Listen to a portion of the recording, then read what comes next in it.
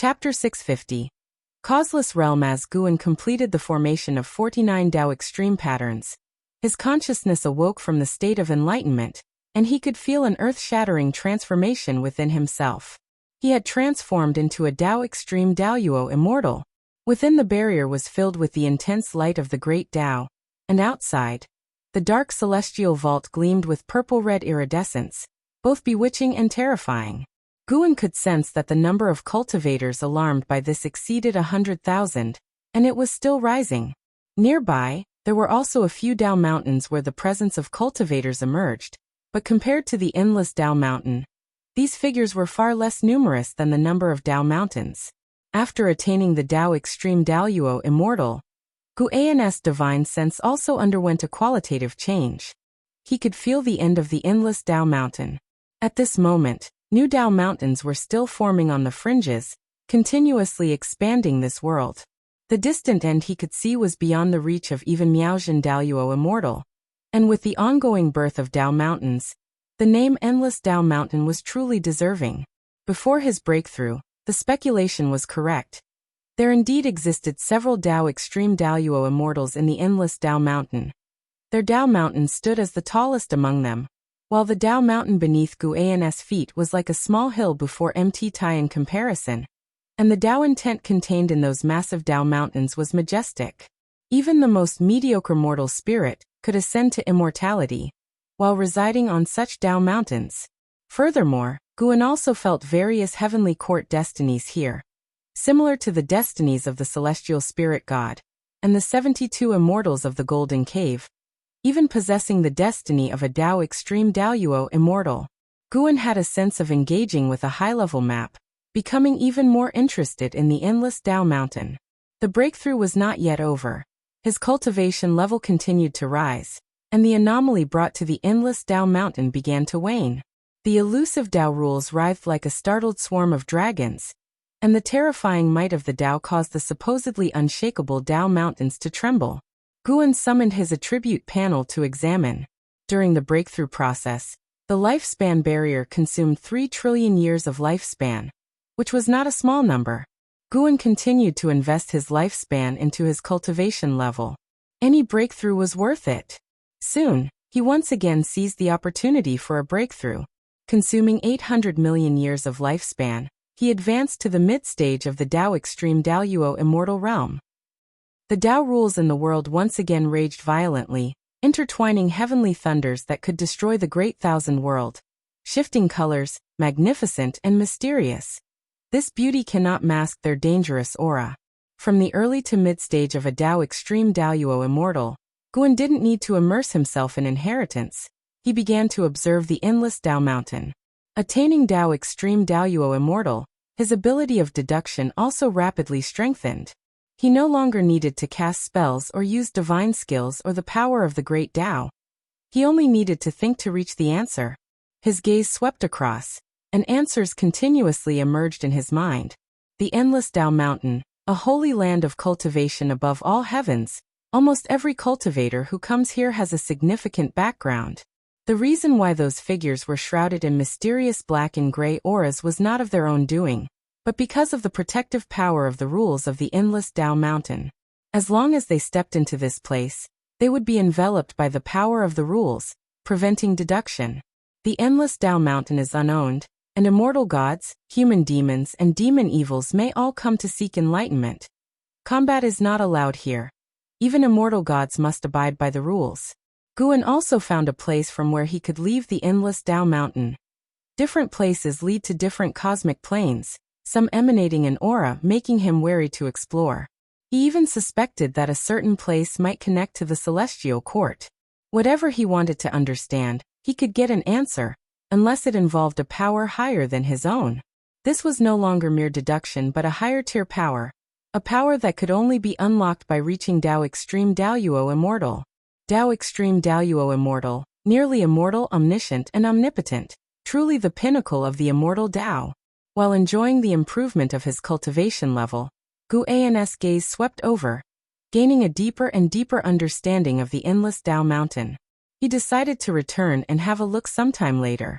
Although he could not yet determine how far the endless Tao mountain was from the celestial spirit great world, he could leave a mark and trace this realm from the celestial spirit great world. Time flowed swiftly. Those existing at the summit of the endless Tao mountain merely observed silently, with no one choosing to flee this world. Thus the endless Tao mountain did not descend into chaos, and no one arrived at the Tao mountain where Guan resided. Ultimately, by the time Guan reached the mid-stage of the Tao extreme Daoyuo immortal realm, no one invaded the Tao mountain where he was located. He looked at his attribute panel. 900 billion years of lifespan remained. He could not break through again. Guan took a deep breath, stood up, and chose to teleport back. Immediately after, he disappeared from where he stood. The anomaly of the endless Tao mountain had not yet completely dissipated, but the heavenly thunders in the sky gradually thinned, and the sound also diminished. At dusk, Taoist field of the beginningless. Guan leisurely continued along the mountain path. After half a day's search, his divine sense had locked onto the endless Tao mountain.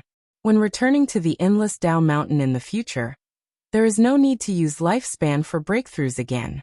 Actually, while coming back, he could rely on himself to return.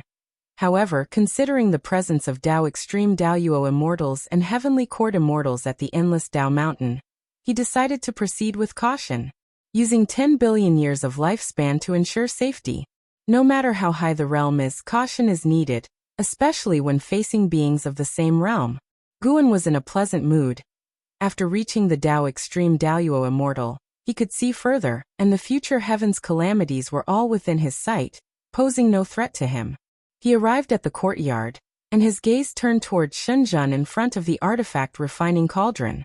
He peered into the causal connection to Fairy Yaoxian within Shenzhen, seeing a line connecting to the outer heaven. He looked up, following that line across countless worlds and universes, and he saw an absolutely black void. Fairy Yaoxian's soul was hidden in that void. Moreover, there were other souls there, countless in number, all of whom were exiled by the path of cause and effect. There were existences of all realms, even Daoyuo immortals, all immobilized and in slumber. Causeless realm. Guan's mind received the name of that void, and his brows furrowed. He could feel the threat of the causeless realm, which harbored extremely terrifying power. Despite being a place of exile by the path of cause and effect, it seemed there existed a will in this realm capable of free action, more frightening than the Tao extreme Daoyuo immortals of the endless Tao mountain. It seems rescuing Fairy Yaoxian is not yet possible. Guan silently withdrew his gaze, not in a hurry. Judging by Fairy Yaoxian's current state, she wasn't suffering. Her consciousness had already fallen asleep, losing the concept of time. As long as he saved her before her soul dissipated, it wouldn't matter how much time passed in between, making no difference to her. Shenzhen seemed to sense Guan's gaze, turning her head to look. Sir the Ovalfire. Net website on Google to access chapters of novels early and in the highest quality. Upon seeing Guan, her expression changed slightly, and she appeared a bit dazed. Although Guan's appearance, temperament, and aura hadn't changed in the slightest, her intuition told her he had grown stronger again. If you find any errors, ads pop up, ads redirect, broken links, non-standard content, etc., please let us know. Report so we can fix it as soon as possible. Chapter 651 White-Haired Ancestor. What are you looking at? Guan asked Shenzhen with a smile. He could hear the speculations in Shenzhen's heart, but he didn't reveal them. Even in front of Shenzhen, Guan wouldn't disclose his true strength. Shenzhen snapped back to reality and asked, "The Tianhong Emperor has left. Do you really think relying on him can save the world?" These years, the human world has become increasingly chaotic, and she can also sense a mysterious force manipulating the lives of all beings in the shadows. Such a power must involve outer heaven. This is not the cause and effect that the Tianhong Emperor of Tao Void Profound Immortal Realm can conclude, even if he holds a Tao treasure.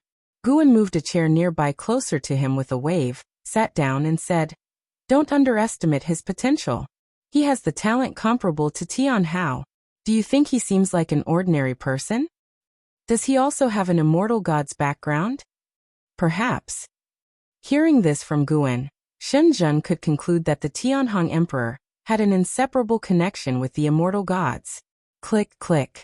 The immortal gods are elusive and never to be seen. Yet near Guan, they seem not so extraordinary. Shenzhen looked at Guan by her side. Her eyes filled with a strange radiance. She was very curious about what role Guan played in the eyes of the immortal gods. Shenzhen jokingly asked, "With so many immortal gods appearing before you, the celestial court's target wouldn't be you, right? If one day, the celestial court invites you to join the immortal class, what would you choose?" "That would depend on what the immortal position is," Guan replied casually. Shenzhen's eyes smiled into crescent moons as she asked, "What if they invited you to tend horses?" She had initially reached out to Guan because she liked his books and continued to flip through The Investiture of the Gods, Journey to the West, and Supreme Immortal Venerable, to this day. Guan threw Shenzhen a sidelong glance and said unkindly, "You're so humorous. If that's the case, then I'll go tend the horses and bring you along to assist me." Sure. The horses in the heavens must be extraordinary," Shenzhen said excitedly, causing Guan to shake his head and laugh. The two plotted for some time about going to the celestial court to tend horses before they started talking about world affairs. Shenzhen was very curious about what the mysterious force causing chaos in the human world was. Guan didn't hide it and shared his discovery with her, hoping to increase her understanding of the great Tao. Speaking of it, apart from an Xian, Guan also put great effort into nurturing Shenzhen. It wasn't because he was biased, but because others hadn't reached the stage of enlightenment and were still in the low-level stage of practicing in retreat. Shenzhen was able to achieve her current accomplishments because she received the cause and effect of the Emperor of Eternal Life. Of course, this doesn't mean she was just lucky. After all, she regarded Guan as her only reliance, unlike the celestial demon child, who has a life-and-death relationship with Guan. She abandoned other connections to choose Guan, which is also the reason why the Emperor of Eternal Life chose her. Everything has cause and effect. Behind every coincidence is inevitability. That year, the human world faced a change because a once peerless prodigy from ages past was reborn. The Tianhong Emperor did not return to the Tao court but traveled the lands, suppressing evil forces everywhere. As the world's ruler, the Tao court also exerted efforts to quell chaos. Many prodigies emerged as saviors, the most renowned among them being the current chief disciple of the Tao court, Zhao Rushan. In those chaotic and dark years, the Tianhong Emperor and Zhao Rushan appeared like two stars, wanting to use their faint light to illuminate the entire world. 100 years later, on this morning, after picking medicinal herbs within the Taoist field of the beginningless, Guan left alone. As he walked through the woods outside the field, his figure suddenly vanished. He continued onward, but the universe beneath his feet changed with each step, traversing a cosmic plane. Time and space reeled back. Light sped in reverse. His steps seemed swift but slow due to the lack of an end. Suddenly, black gas swirled around Guan, quickly enveloping him. As his right foot set down, he found himself in a dim void.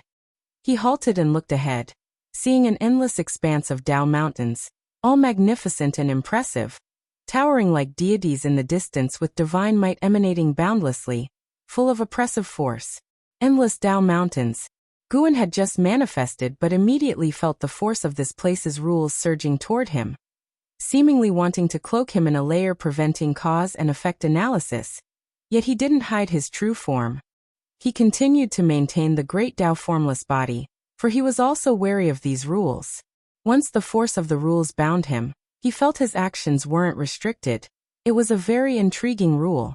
He stepped forward, admiring the towering Tao mountains along the way. Sar the novel, Fire. NT website on Google to access chapters of novels early and in the highest quality. Before coming, he had suppressed his cultivation level to heaven-opening Daoyuo Immortal.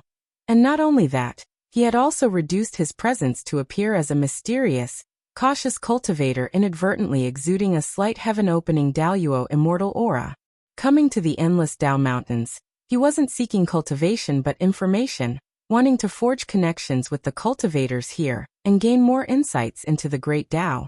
If he could learn more about the celestial court here, that would be even better. He wandered aimlessly, noticing most cultivators occupied a Tao mountain alone, as there were indeed too many. The cultivators seemed wary of each other too. This could be troublesome. Guan began to miss Baizia of Human World Peak. When he first ventured to outer heaven, he met the enthusiastic Baizia, who even introduced him to Human World Peak. Although Human World Peak hadn't greatly aided his cultivation, it did help him better understand the heavens and earth, which is why he had never severed ties with Human World Peak, cherishing these bonds. He continued roaming, waiting for an opportunity. During this time, he also saw other figures entering endless Dao mountains, most having clear objectives, flying swiftly. Guan spotted a figure that seemed as confused as him, moving slowly and constantly looking around. He hesitated for a moment, then cautiously flew over as if he was being careful. The other was also a heaven-opening Daoyuo immortal. Perhaps having some degree of confidence, they dared to wander like this. Guan previously saw a Taiqing golden immortal enter, and immediately hide within a Dao mountain. This heaven-opening Daoyuo immortal had a slightly slender figure, resembling a Taoist, holding a horsetail whisk resembling a sword. Seeing Guan approaching, he stopped and turned to look at him. "Fellow Taoist, may I ask if this is the endless Dao mountains?" Guan asked, changing his voice. This is indeed the endless Dao mountains. Is it your first time here?" The other replied, their tone slightly cold. "Yes, I've heard the endless Dao mountains contain endless true meanings of the great Dao. My Dao practice has reached a bottleneck, so I wanted to give it a try. The great Dao aura here is indeed dense, even beyond my imagination, but it's different from what I expected." At the end of his sentence, Guan pretended to hesitate. "Didn't expect there to be so many people here, right?" The other chimed in. "Exactly." Guan's tone contained a hint of amazement. The other remarked, "Those who come here to cultivate are truly great powers from various realms. It only goes to show how vast the great Dao is, far beyond our imagination. I had some understanding of the endless Dao mountains before coming, but upon arrival, like you, I was astonished. My name is Hong Yazi, from the Misty Immortal Court. What's your name, and which sect do you hail from?" Misty Immortal Court? Guan didn't expect the first Daoyuo immortal he would meet to be from the Misty Immortal Court. He followed with, "My name is Menglang. When I attained Golden Immortal, my sect was destroyed, so I've been wandering without a sect for now." Upon hearing, Hongyazi said, "With your Dao practice, founding a sect wouldn't be difficult." Guan shook his head. "Forget it. Having a sect means having burdens.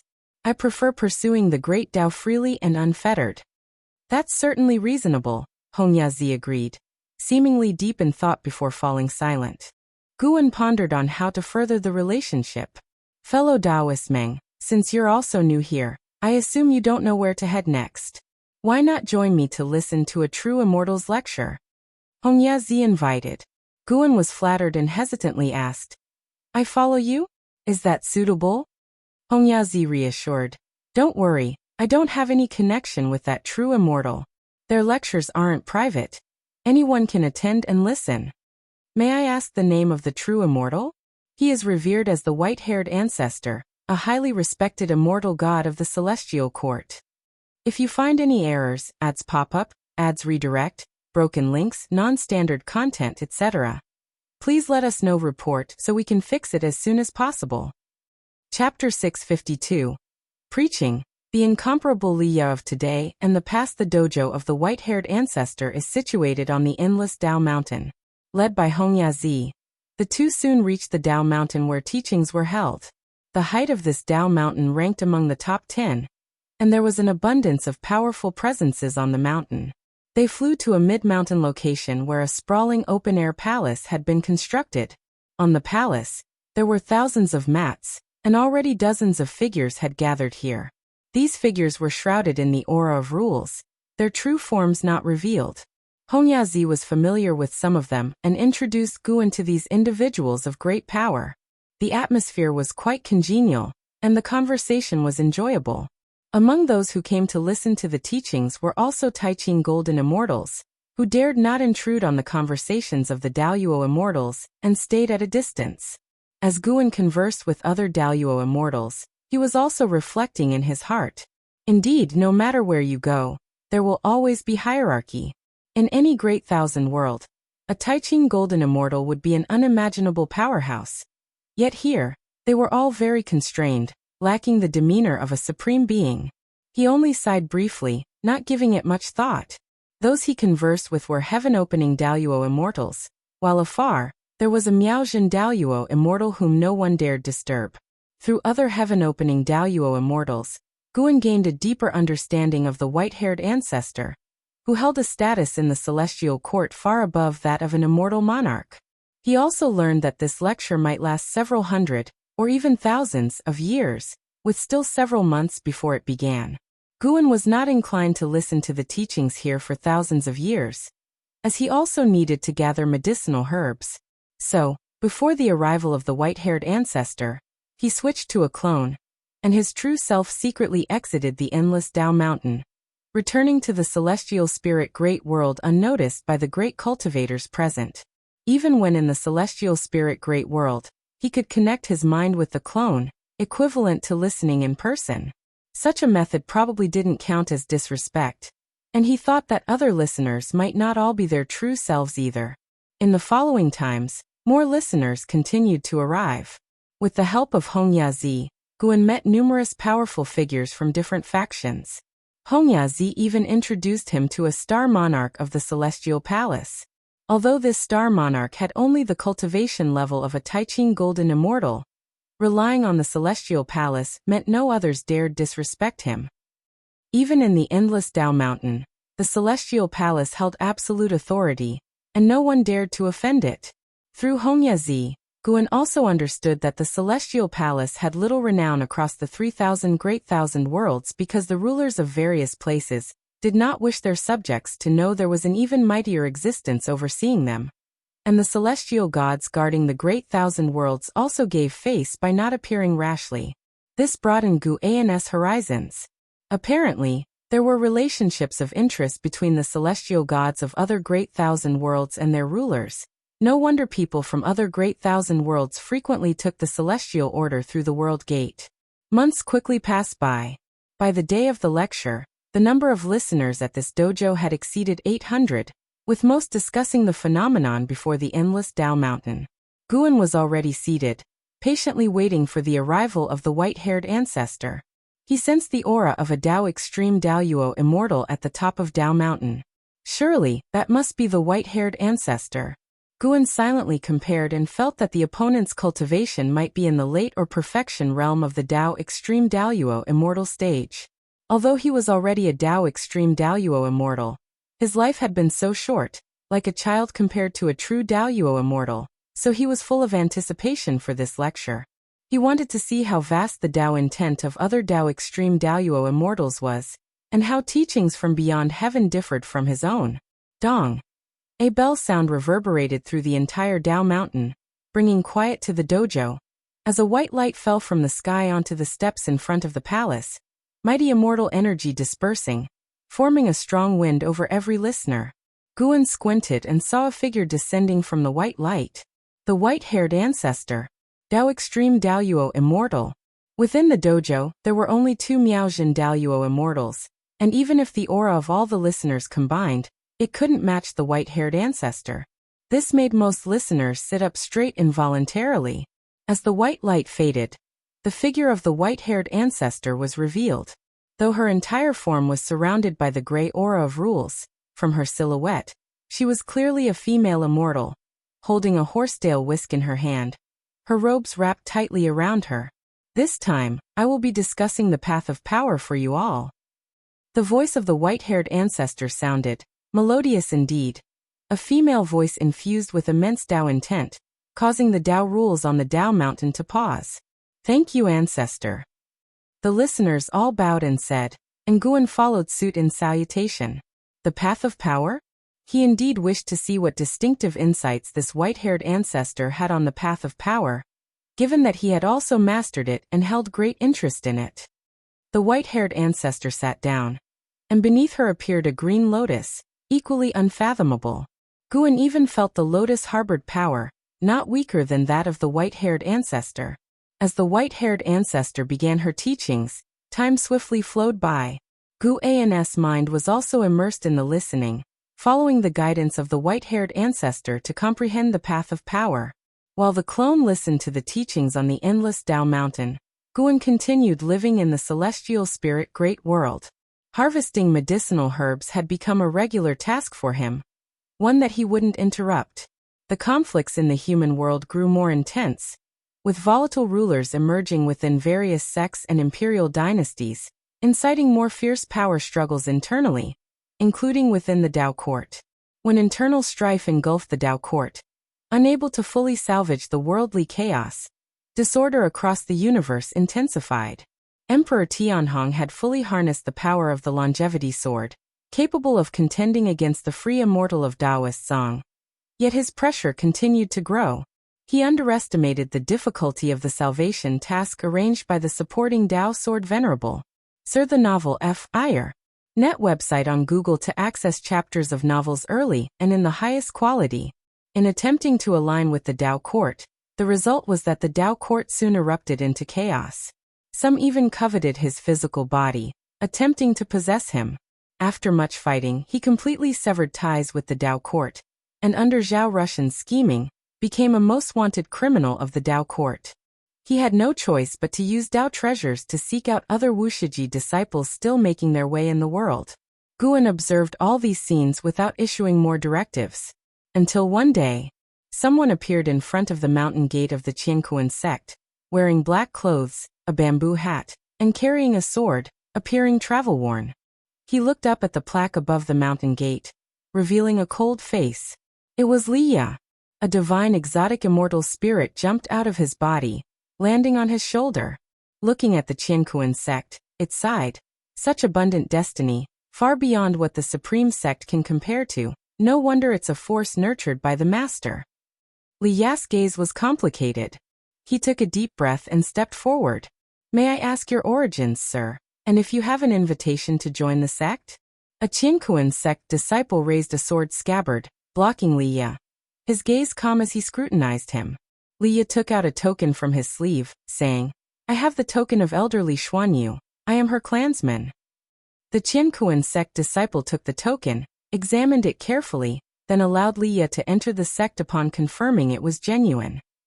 The divine exotic immortal spirit stood on Li Ya's shoulder, jesting. Even though you're already a divine immortal of wondrous dharma, these disciples still don't take you seriously. It seems your cultivation isn't enough yet. Li Ya snorted. Nowadays, geniuses keep emerging. What's my talent worth? Don't provoke me. I am no longer the hot-blooded Li Ya of old. The divine exotic immortal spirit covered its mouth and laughed, but didn't tease him further. If you find any errors, ads pop up, ads redirect, broken links, non-standard content, etc., please let us know. Report so we can fix it as soon as possible. Chapter 653. The calamity ends as the cup falls under the blue sky, with green mountains and clear waters, birds sing and flowers blossom. Li Ya and Li Xuanyu sat in a small pavilion below the mountain stream, drinking tea and catching up.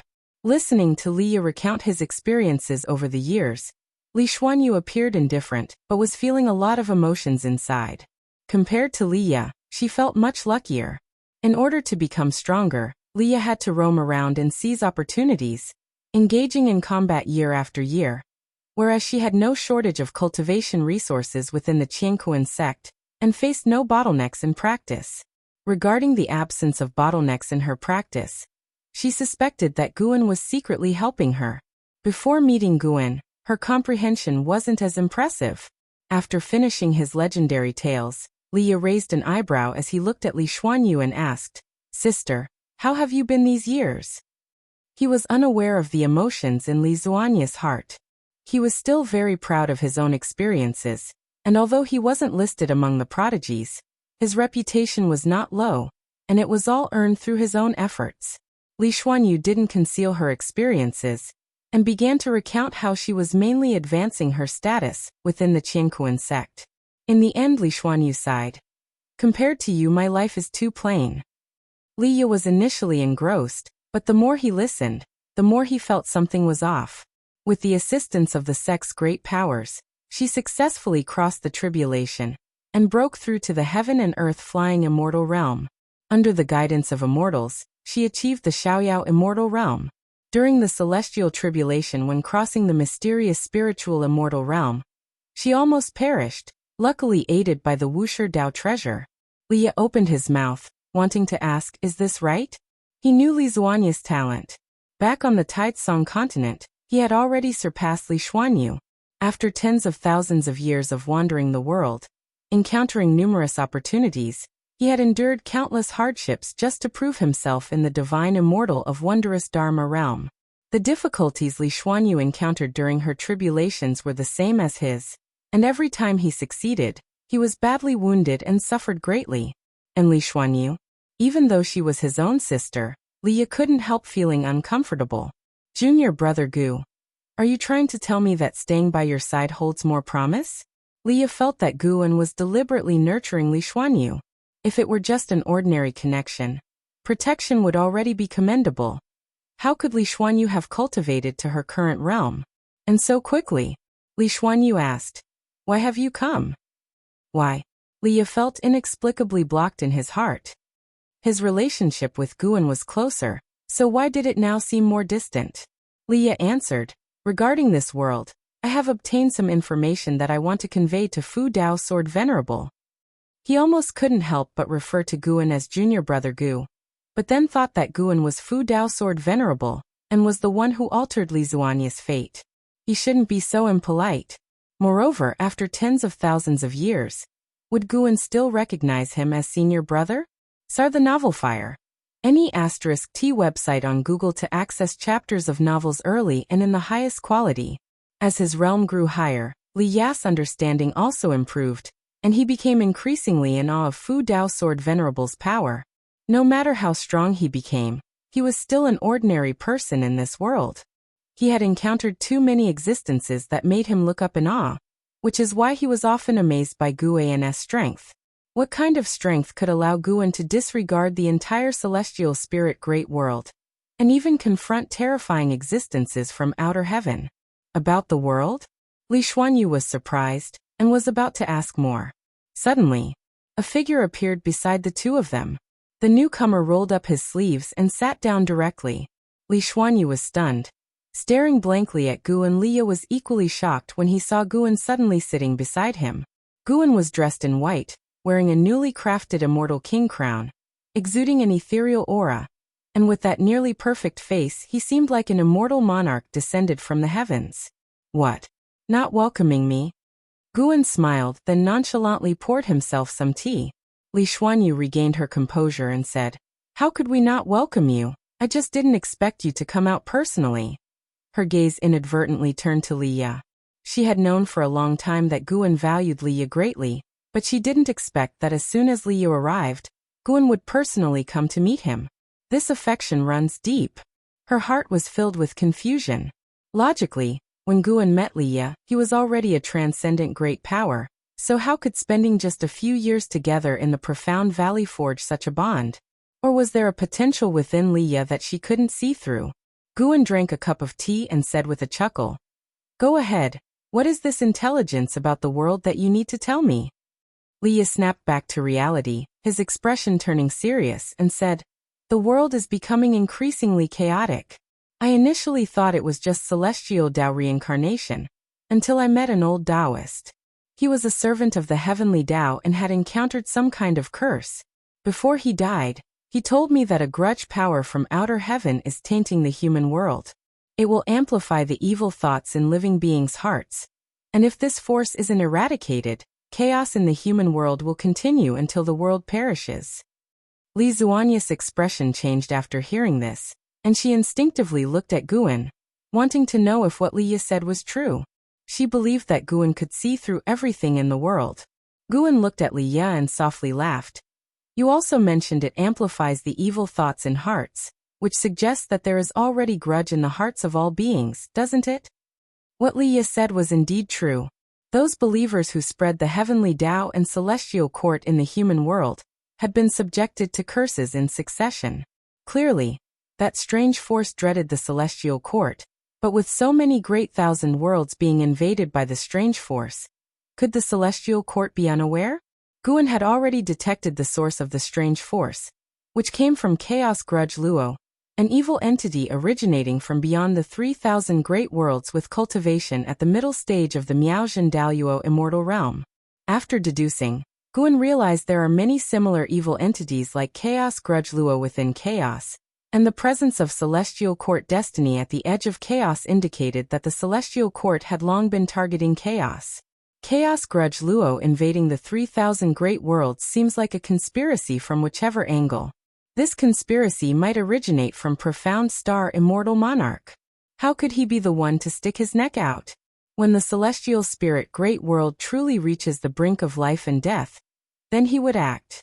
He had saved this part of the great thousand world many times, but the living beings he saved would eventually head towards death, and his intervention was merely to extend the lifespan of all living beings.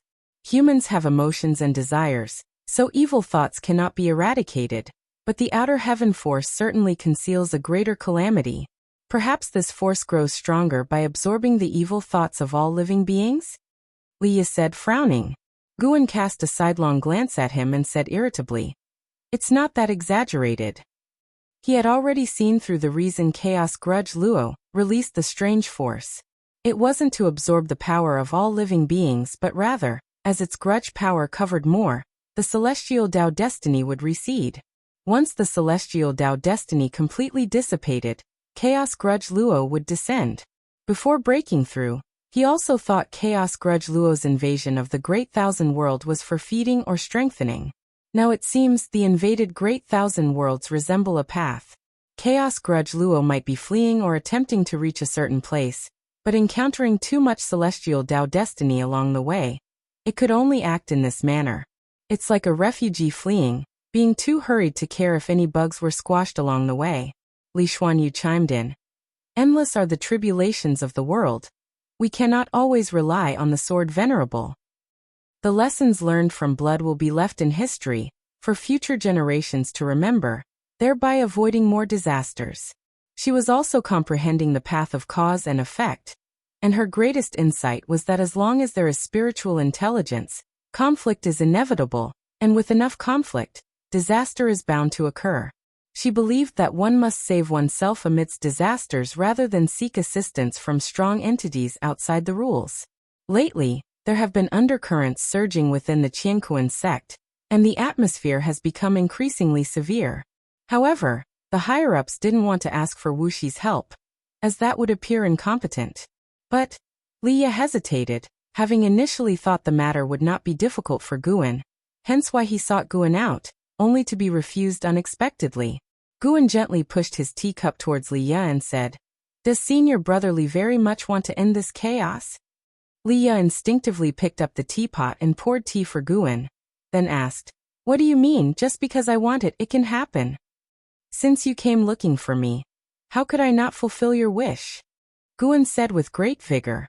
In front of others he would pretend to be a sage, but in front of Liya, he wanted to show off a bit. Liya was greatly surprised, but recalling Li Zuany's words, he felt they made sense. Once this tribulation ends, what about the next? Would he have to seek out Guan every time? Liya furrowed his brow, hesitating. Would doing this deplete your cultivation level, or bring you immense trouble? Guan lifted his teacup and emptied it again, then shook the cup at Liya and said, "This catastrophe may be unstoppable for the all-living beings under heaven, but for me, it's just like putting down this cup." As he finished speaking, he gently placed the teacup down. He looked at Liya and smiled. "See, isn't it done?" Liya was stunned. Li Zuany's eyes also showed a look of confusion. Little did they know that the strange force enveloping the all-living beings under heaven dissipated in that instant, ceasing to exist. If you find any errors, ads pop up, ads redirect, broken links, non-standard content, etc., please let us know report so we can fix it as soon as possible. Chapter 654. The change of cause and effect, isn't it already done? Upon hearing Guan's words, Liya was momentarily dazed. Such a boastful tone. So good at pretending. Liya secretly grumbled, then asked, "When will you take action?" If peace could return to the world, that would naturally be a good thing. Guan looked at Liya, blinked and said, "Haven't I already taken action?" Liya widened his eyes, and said in a deep voice, "Junior brother Gu, don't jest with me. How? Did your cup land on the table and disperse that bizarre power covering all living beings? Guan smiled at him, not answering. Li Xuanyu was the first to believe Gu An's words. Her gaze at Guan full of indescribable meaning. CTH Novelfire. Net website on Google to access chapters of novels early and in the highest quality. Faced with Gu An's smile, Leah suddenly felt a jolt in his heart. Could it be that Guan was not boasting, but actually did it? But why did he not feel any trace of it? Could it be that before he came, Guan had already resolved that strange power? Leah was filled with confusion, not knowing what to ask. What are your plans for the future? Do you need to enter the Dao court? Guan asked, not continuing to discuss the strange power. He believed that after parting this time, Leah would investigate this matter. And then, Leah would be even more amazed by his strength. Leah did not question Gu An's ability to arrange for him to enter the Dao court, but he shook his head and said, I don't want to be restricted. Otherwise I would have stayed at the Supreme Sect all along. I plan to continue traveling, as there are countless opportunities in this world that have yet to bore me. Besides the opportunities nurtured by the Great Thousand World after its reshaping, Guan once spread treasures from the battle court across the world. To this day, 70% of them have yet to surface, including various inheritances. Even Leah, as a divine immortal of wondrous Dharma, and indeed a profound yuan-free immortal, would encounter suitable divine skills and secret skills. After hearing this, Guan did not insist. He began reminiscing about the past, causing both Li Xuanyu and Leah to be filled with emotion. 160,000 years ago, even if they were beaten to death, they could never have imagined achieving the accomplishments and status they enjoyed today. Speaking of old friends, they began to talk more to each other, with Li Xuanyu occasionally interjecting. The atmosphere was very harmonious. 1 hour later, Guan invited Leah to visit the Qiankuan sect, while Li Xuanyu found an excuse to leave, not disturbing them. After they were alone, Leah no longer held back, and began to talk about his troubles over the years. He spoke about family, love, and enemies, saying whatever came to mind. Even when facing his wife and children, he would never show a vulnerable side, but facing Guan, he couldn't help but speak of these matters. Guan listened attentively, occasionally teasing Leah, causing Leah's emotions to fluctuate. After staying at the Qiankuan sect for 2 days, Guan took Leah to Wusher to see his dojo. Upon stepping into the dojo, Leah was awestruck by the spiritual energy present. Guan accompanied Leah on a stroll inside the dojo, where they encountered disciples cultivating. The dojo was vast, and the disciples preferred to cultivate alone in different spots. Upon seeing Gu An's arrival, the disciples all paid their respects, and Guan introduced Leah to them. The disciples had an impression of Leah, having heard from an Xian that Leah was the person Guan cared about most. Leah could sense that each Wushiji disciple's cultivation level was not weaker than his own, and an Xian and the Blood Prison Great Saint gave him an overwhelming sense of pressure. However, Leah wasn't discouraged, believing it only natural to train alongside Guan. After staying at the Taoist field of the Beginningless for 3 days, he bid farewell to Guan. Would you like to stay and cultivate? Guan asked with a smile. Leah shook his head and said, I've relied on you a lot already. To tell the truth, I still have the ambition to surpass you. Though cultivating by your side would be faster, it's impossible to surpass you, so I need to forge my own path, and my nature isn't suited to long-term seclusion. The world is vast, and my eyes have yet to fully take it in. After I've roamed across this world, I'll return to reminisce with you. At this, Leah became high-spirited. Guan greatly admired his ambition, and thus did not stop him. Besides, I need to see if you've truly resolved the catastrophe, Leah stated, staring intensely at Guan, as if challenging him. Guan laughed and said, I'm afraid these eyes of yours won't perceive if I've truly resolved it. Upon hearing this, Leah was instantly frustrated. The divine exotic immortal spirit popped out and said pitifully, Master, I want to stay. Leah immediately grabbed it, and with an awkward smile, said to Guan, It's speaking nonsense.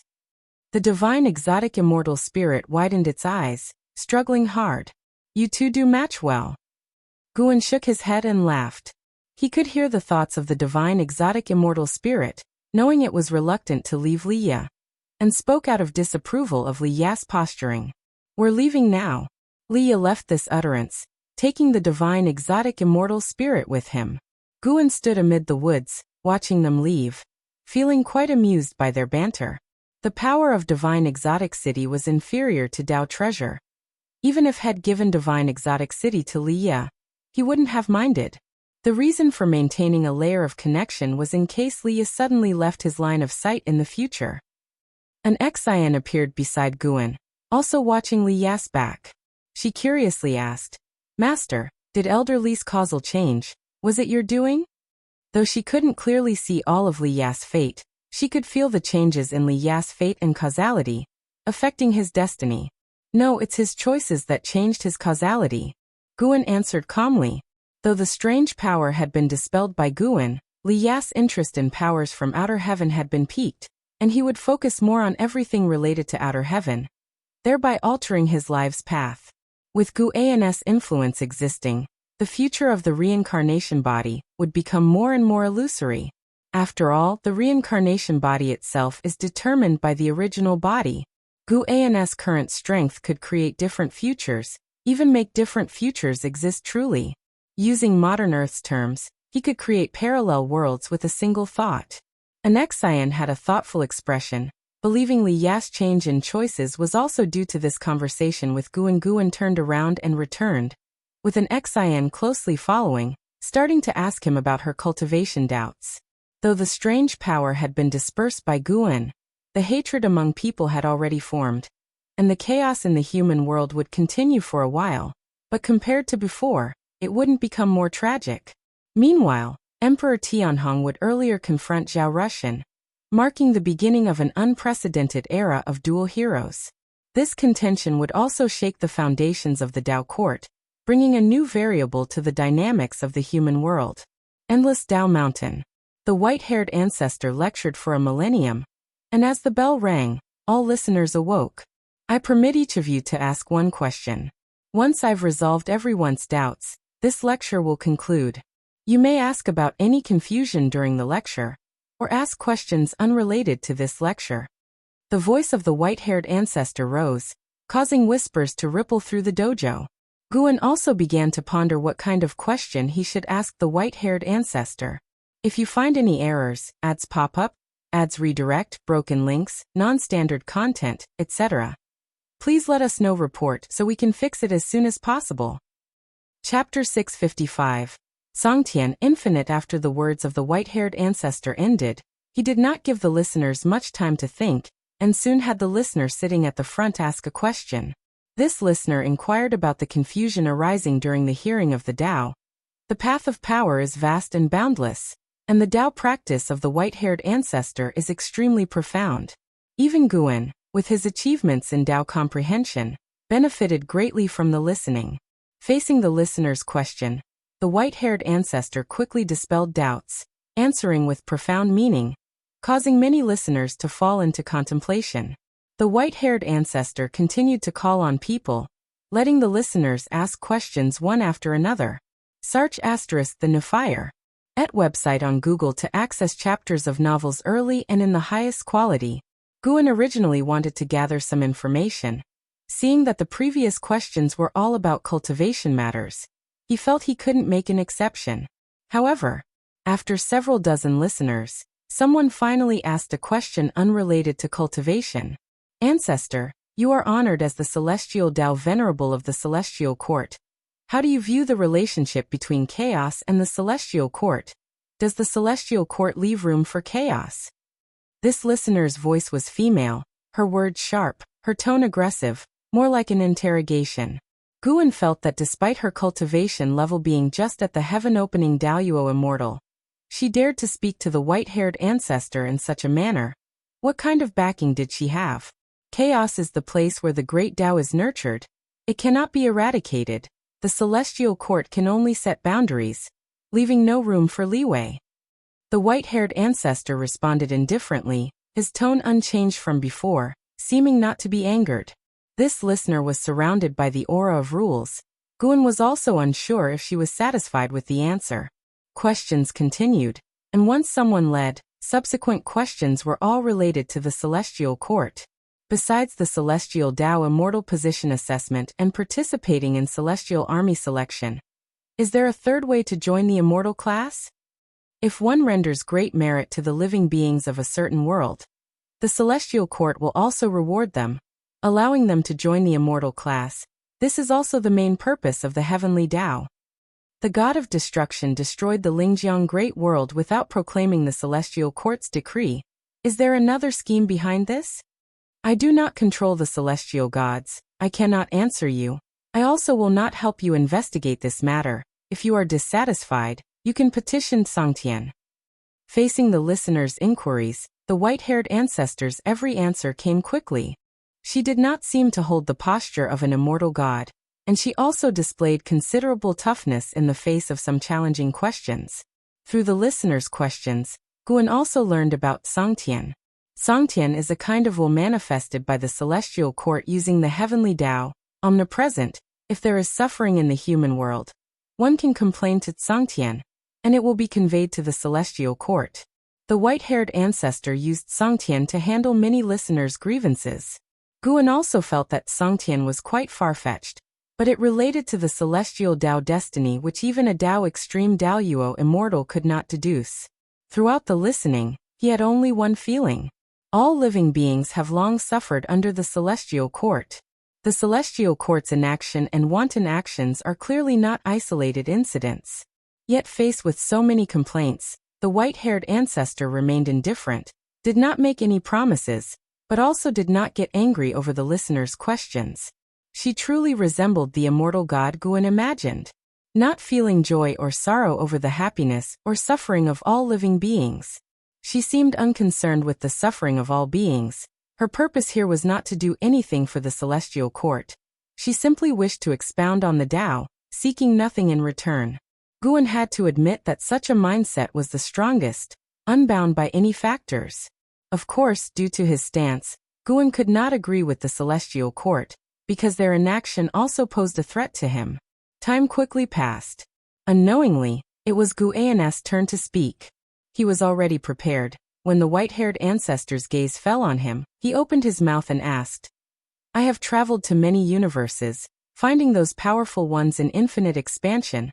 I want to ask, is the great Tao truly infinite? And what is our meaning as cultivators within the great Tao? Regarding the celestial court's issues, many had already asked, making him unwilling to inquire further. Whether the great Tao is infinite, this is a question he pondered frequently. If the great Tao is truly infinite, it would mean that time and space are also infinite, with no distinction between ancient and future. And cultivators are merely part of the great Tao, never able to surpass it. If Guan were also infinite like the great Tao, he should not only have infinite possibilities in the future, his past should also be without end. He could not imagine having no origin to his past. This is like the question of which came first, the chicken or the egg. If Guan is the chicken, aiming to achieve infinity like the great Tao, wouldn't he need to create an egg for himself, which easily leads to a paradox? The existence of the path of cause and effect proves that everything has a starting point. Guan's question brought silence to the dojo. No longer were there whispers. The white-haired ancestor said, As of now, the great Tao is indeed infinite. Even the celestial court cannot reach the source of the great Tao. Even the supreme celestial emperor cannot see the end of the great Tao. It is precisely for this reason that we can continuously comprehend the great Tao, never feeling weary or satisfied. This answer did not fully satisfy Guan, but at least clarified that the celestial court has not yet reached the point of dominating the great Tao. The questions continued. When everyone had finished asking, several days had passed. When involving enlightenment issues, the white-haired ancestor would speak more. After the questions ended, the white-haired ancestor rose and left, and once she left, the dojo became lively, with some listeners immediately leaving, while others chose to stay and continue socializing. Hongyazi did not leave, and pulled Guan along to interact, which suited Guan perfectly. When meeting a heaven-opening Daoyuo immortal from the Great Thousand World, Guan feigned curiosity and asked, I heard from a fellow Taoist that Chaos Grudge Luo from Chaos is wreaking havoc in the Great Thousand World. Will the celestial court handle this matter? This heaven-opening Daoyuo immortal, upon hearing this, snorted. How would the celestial court handle it? Chaosa creatures that can survive are basically favored by the great powers of the celestial court. I have already detected the matter of chaos grudge luo, affecting several dozen great thousand worlds. Yet there are no actions from the celestial court. Clearly there is a calculation. We should just pretend not to see. Another Daoyuo immortal spoke. Indeed, the 3,000 great worlds seem to be the heavenly Daos main stage, but more like the celestial court's breeding ground. Nothing that happens within the 3,000 great worlds can escape their eyes. If they don't act, it indicates it's their doing. Others followed suit, expressing great dissatisfaction with the celestial court. Guan greatly admired them. These people truly dared to speak. They were not afraid of this reaching the ears of the celestial court. After their conversation ended, Hongyazi pulled Guan to a secluded place and whispered, "Are you curious as to why they dare discuss the celestial court so boldly?" Guan nodded. Because the endless Dao mountain is not affected by celestial Dao destiny. You should be able to feel it, and the immortal gods who can come here aren't bound by the celestial court's rules, so it's no harm if they're overheard. Hongyazi explained. Guan curiously asked, "How does the misty immortal court view the celestial court?" The misty immortal court has produced many immortal gods, recognized as a subordinate sect by the celestial court. Hongyazi sneered. How else can they see it? Outwardly they still have to flatter the celestial court. Within the heavenly Dao, no force dares to oppose the celestial court. Those who resist have already been obliterated. No matter how powerful, they will eventually be destroyed by heavenly might. If you find any errors, ads pop up, ads redirect, broken links, non-standard content, etc., please let us know. Report so we can fix it as soon as possible.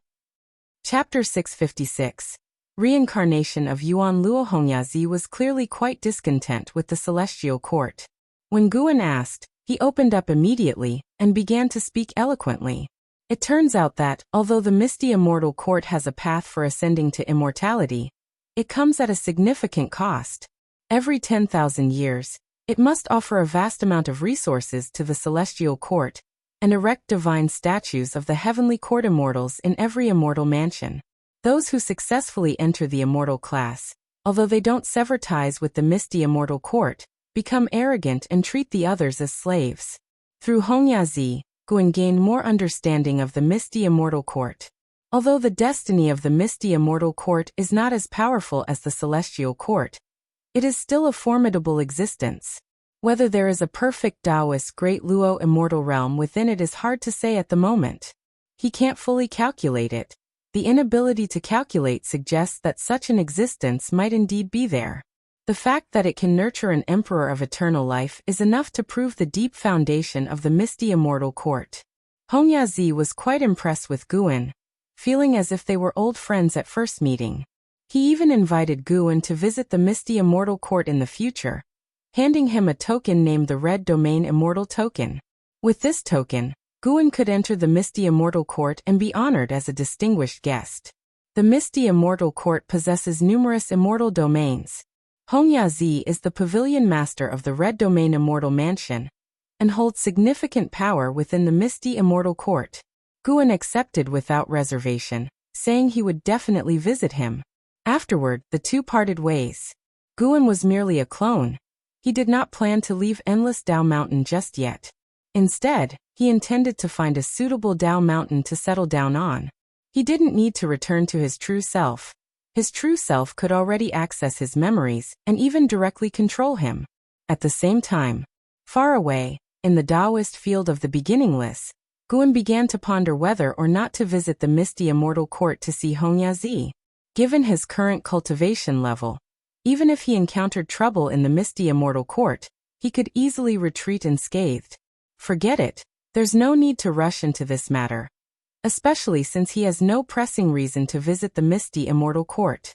First, he should elevate his cultivation to the perfection realm of the Dao Extreme Daoyuo Immortal before considering it. Guan closed his eyes, laying on a rock to bask in the sun, while his thoughts wandered to the omnipresent Dao rules. Atop the magnificent golden furnace, Huang Feng, immortal monarch, sat cross-legged in midair, hands resting on his knees, silently practicing his arts. CTH novel, FIR. NT website on Google to access chapters of novels early and in the highest quality. A golden light appeared behind him, manifesting a figure. It was the celestial calming god. The celestial calming god clasped his fists in salute and said, "Immortal monarch, Chaos Grudge Luo has become a significant force. If we don't suppress him soon, I'm afraid it will cause great trouble. Under the heavens, a higher power will surely notice." Huang Feng, immortal monarch, with his back turned, did not open his eyes as he asked, "Has the power of the Chaos Grudge Luo invaded the celestial spirit great world?" The celestial calming god frowned and said, "Yes, but his power has vanished. It's unclear whether he withdrew or if a great power intervened." Over the years, he had kept an eye on Chaos Grudge Luo, and was quite surprised by the anomalies in the celestial spirit great world. He hadn't consulted the celestial spirit god, aware of the past of the celestial spirit great world, feeling that there was a great cause and effect in which he dared not indulge. Now, hearing Huang Feng, immortal monarch, mention the celestial spirit great world, his vigilance only heightened. He must absolutely avoid getting entangled with the causes and effects of the celestial spirit great world. Upon hearing his words, Huang Feng, immortal monarch, opened his eyes. He gazed down at the world within the furnace, contemplating something unknown. For a long time. "Begin closing the net. You're responsible for eliminating the power of Chaos Grudge Luo. I will request stronger forces of the heavenly Tao to capture him." Huang Feng, immortal monarch, spoke, allowing the celestial calming god to breathe a sigh of relief as he accepted the order and departed. After the celestial calming god's departure, the area fell silent, with Huang Feng, immortal monarch's eyes flickering, pondering something in his heart. Time passed gently. Since the teaching session at Endless Tao Mountain ended, Guan had not encountered any major events, and life became leisurely once more. The dark clouds looming over the world had dissipated, though conflicts in the human world persisted. After Guan eradicated the power of Chaos Grudge Luo, within 100 years, the Qiankuan sect regained peace, and began to send disciples out again to save the world. In a blink of an eye, 10,000 years passed in an instant. At over 17 million years old, Guan had accumulated 16 trillion years of lifespan, using 8 trillion years of lifespan to progress from the early to the middle stage of the Tao Extreme Daoyuo Immortal Realm, excluding the depletion from the lifespan barrier. Therefore, he planned to reach 20 trillion years of lifespan before attempting to break through to the later stage. Until he reaches the perfection realm of the Tao Extreme Daoyuo Immortal, he has no intention of pursuing the functional threshold of 100 trillion years of lifespan. In the spring of that year, while Guan was in the courtyard writing with his brush, he suddenly looked up, his eyes carrying an unusual expression. Shenzhen, who was playing the zither beside him, noticed his anomaly and asked, "What is it? Has something happened to the Qiankuan sect?" Where Guan was looking was precisely in the direction of the Qiankuan sect. "Nothing much, just that a disciple with extraordinary talent is about to be born in the Qiankuan sect," Guan casually replied, then withdrew his gaze and continued writing. Shenzhen became curious and probed further. How does he compare to Emperor Tianhong or Zhao Rushan? As the millennia passed, the conflicts in the human world had neared their end. The enmity between Emperor Tianhong and Zhao Rushan was renowned across the world, both being the strongest prodigies of different eras. Now, as they clashed like water and fire, the world was curious as to who would emerge victorious in the end. "Perhaps even more so," Guan said, with profound implication. Emperor Tianhong was an immortal god reincarnation, while the disciple mentioned was the reincarnation of Chaos Grudge Luo. Chaos Grudge Luo didn't seem to have reincarnated of his own volition. It seemed he was cast into the reincarnation of the celestial spirit great world by some powerful being, conveniently ending up in the Qiankuan sect, which was certainly no coincidence. It appears that behind Tai Immortal Monarch or Profound Star Immortal Monarch, there exists an even more powerful presence keeping an eye on Guan. Although separated by celestial Tao destiny, Guan found it difficult to deduce. However, the other party didn't dare act rashly even when facing his pre-breakthrough self, So naturally, now that he has broken through, he would be even less panicked. If that's the case, the Qiankuan sect is finally going to rise. Shenzhen commented, without giving much thought, but rather with a sense of amazement. The Qiankuan sect is thriving but too young compared to sects that have been around for millions, tens of millions, or even longer. In all aspects, it falls far behind. If it could give birth to a disciple with talent surpassing even that of Emperor Tianhong or Zhao Rushan, it might possibly close that gap. Having spent tens of thousands of years near the Qiankuan sect, Shenzhen had developed feelings for it. Any Wushiji disciple visiting the Qiankuan sect would be received as an honored guest, without any incidents of disrespect thus far. The leadership of the Qiankuan sect holds Wuxia in high regard and dares not take it lightly. The Qiankuan sect will rise eventually sooner or later, and they will also fall eventually. Guan said as he continued to write. He had even given up on the supreme sect, so he wouldn't be constantly sheltering the Qiankuan sect. Shenzhen did not question Guan's words but instead asked, if Emperor Tianhong were to return, would you really take him as a disciple? Guan replied, I do not enjoy breaking my word. In the Taoist field of the beginningless, there were no major secrets to keep. The dojo itself could be moved or rebuilt. That Emperor Tianhong could kneel for so many years was enough to prove his character. What if he was an immortal god reincarnation? Perhaps Guan could learn more about the celestial court from Emperor Tianhong. If you find any errors, ads pop up, ads redirect, broken links, non-standard content, etc., please let us know. Report so we can fix it as soon as possible. Chapter 657. Unbeatable Emperor. 16 years later, a major event occurred in the Qiankuan sect. A 16-year-old male disciple was unusually accepted as a disciple by the sect hierarch, with the intention of grooming him to be the next sect hierarch. This matter had the approval of the 4 grand elders, and various rumors spread within the sect, and even to the entire world. This boy's name is Yuan Luo. He didn't originally have this name, but after his first qi absorption cultivation, he changed it to this name. During his first qi absorption, he successfully established his foundation, shocking the cultivator who was instructing him, and the news quickly reached the higher-ups of the Qiankuan sect. Thereafter, Yuan Luo took only a year to condense a golden core, and at 16 he was already at the nascent soul realm, with a cultivation speed that was astonishingly fast. Yi Qingshan discussed for several days, and decided to nurture Yuan Luo in the same manner as training a prodigy in the Tao court. They are determined to cultivate Yuan Luo to be comparable to Zhao Rushan or Emperor Tianhong, but in my opinion, they are relying on Wuxi's protection. Without Wuxi, raising disciples like this would only lead to a premature demise. An Xian spoke while standing next to Guan, who was fishing by the edge of a lake created by the ghost mother of ephemera, which was stocked with many nimble fish for his amusement. It doesn't matter. Whether we admit it or not, the outside world sees Wuxi as the pillar of the Qiankuan sect, and indeed we've done many things. Guan said, staring at the lake's surface. As his cultivation level became higher, and the years he experienced became more numerous, Guan's mindset also transformed. He focused more on his own feelings. An Xian curiously asked, Master, what's the origin of Yuan Luo, with such incredible talent? He must be the reincarnation of a great power, right? Yes, in his past life he was called Chaos Grudge Luo, causing havoc across many great thousand worlds. The previous calamity in the human world was caused by his power. He was likely captured by the immortal gods and cast into reincarnation, ending up in this plight. Guan didn't hide anything, briefly explaining Yuan Luo's background. An Xian frowned and asked, actions of the immortal gods? Such a wicked entity reincarnated within the Qiankuan sect. Wouldn't there be some scheme involved? Guan glanced at her and smiled. Indeed, there might be some hidden scheme, but such schemes have never ceased.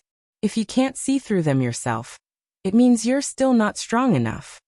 Seeing him still able to smile, an Xian knew everything was under his control. She couldn't help but ask, Master, do you need me to do anything? Let nature take its course. Guan didn't say much more. He believed an Xian would understand his meaning. After spending so many years together, the two had developed a high level of rapport, and some things didn't need to be repeatedly explained. An Xian no longer talked about Yuan Luo, but shifted the topic to Emperor Tianhong and Zhao Rushan. I heard the Dao court plans to cultivate Zhao Rushan to become a Daoist emperor. Didn't you say a Daoist emperor must prove themselves on the path of the great Dao? Could it be that Zhao Rushan is heading to the path of the great Dao next? An Xian was very interested in the Daoist emperor, and wondered whether a Daoist emperor at the same realm could rival her immortal emperor's eye. He is destined to go and is fated to become a Daoist emperor, Guan replied. When mentioning the Daoist emperor, he couldn't help but shift his focus to the path of the great Dao, observing Ji Xiaoyu and Xiaolan. Search * the novel Fire. Net website on Google to access chapters of novels early and in the highest quality. Ji Xiaoyu had been fighting for many years, and with his destiny forming he was getting closer to becoming a Daoist emperor, while Xiaolan had also started to embark on the Emperor Road. After participating in the Daoist Emperor's competition, their cultivation grew quickly, able to strengthen through battles. Xiaolan had already reached the divine thought true immortal realm, catching up with Tian how far off in the misty immortal court. Ji Xiaoyu was even assaulting the heaven-encompassing free immortal realm, and, in terms of strength, he was now stronger than Yuan Songzi. After years of battling side by side, Yuan Songzi had successfully persuaded Ji Xiaoyu to join the Dao court. If she and Xiaolan succeeded, the Dao court would have 2 Daoist emperors, giving it the confidence to stand against the 3,000 great worlds outside the celestial spirit great world. Guan could hear the voice of Yuan Songzi's mind, feeling that his mood was far more excited than it appeared on his face. Ji Xiaoyu was cultivating and preparing for battle, and his next opponent was an unparalleled prodigy who had achieved 1,000 victories at the same realm on the path of the great Dao, the unbeatable emperor from the primordial emperor domain. The unbeatable emperor ranked among the top 5 illustrious prodigies in the primordial emperor domain, and his momentum was extremely strong. Guan had already calculated the result of this battle, and wasn't surprised.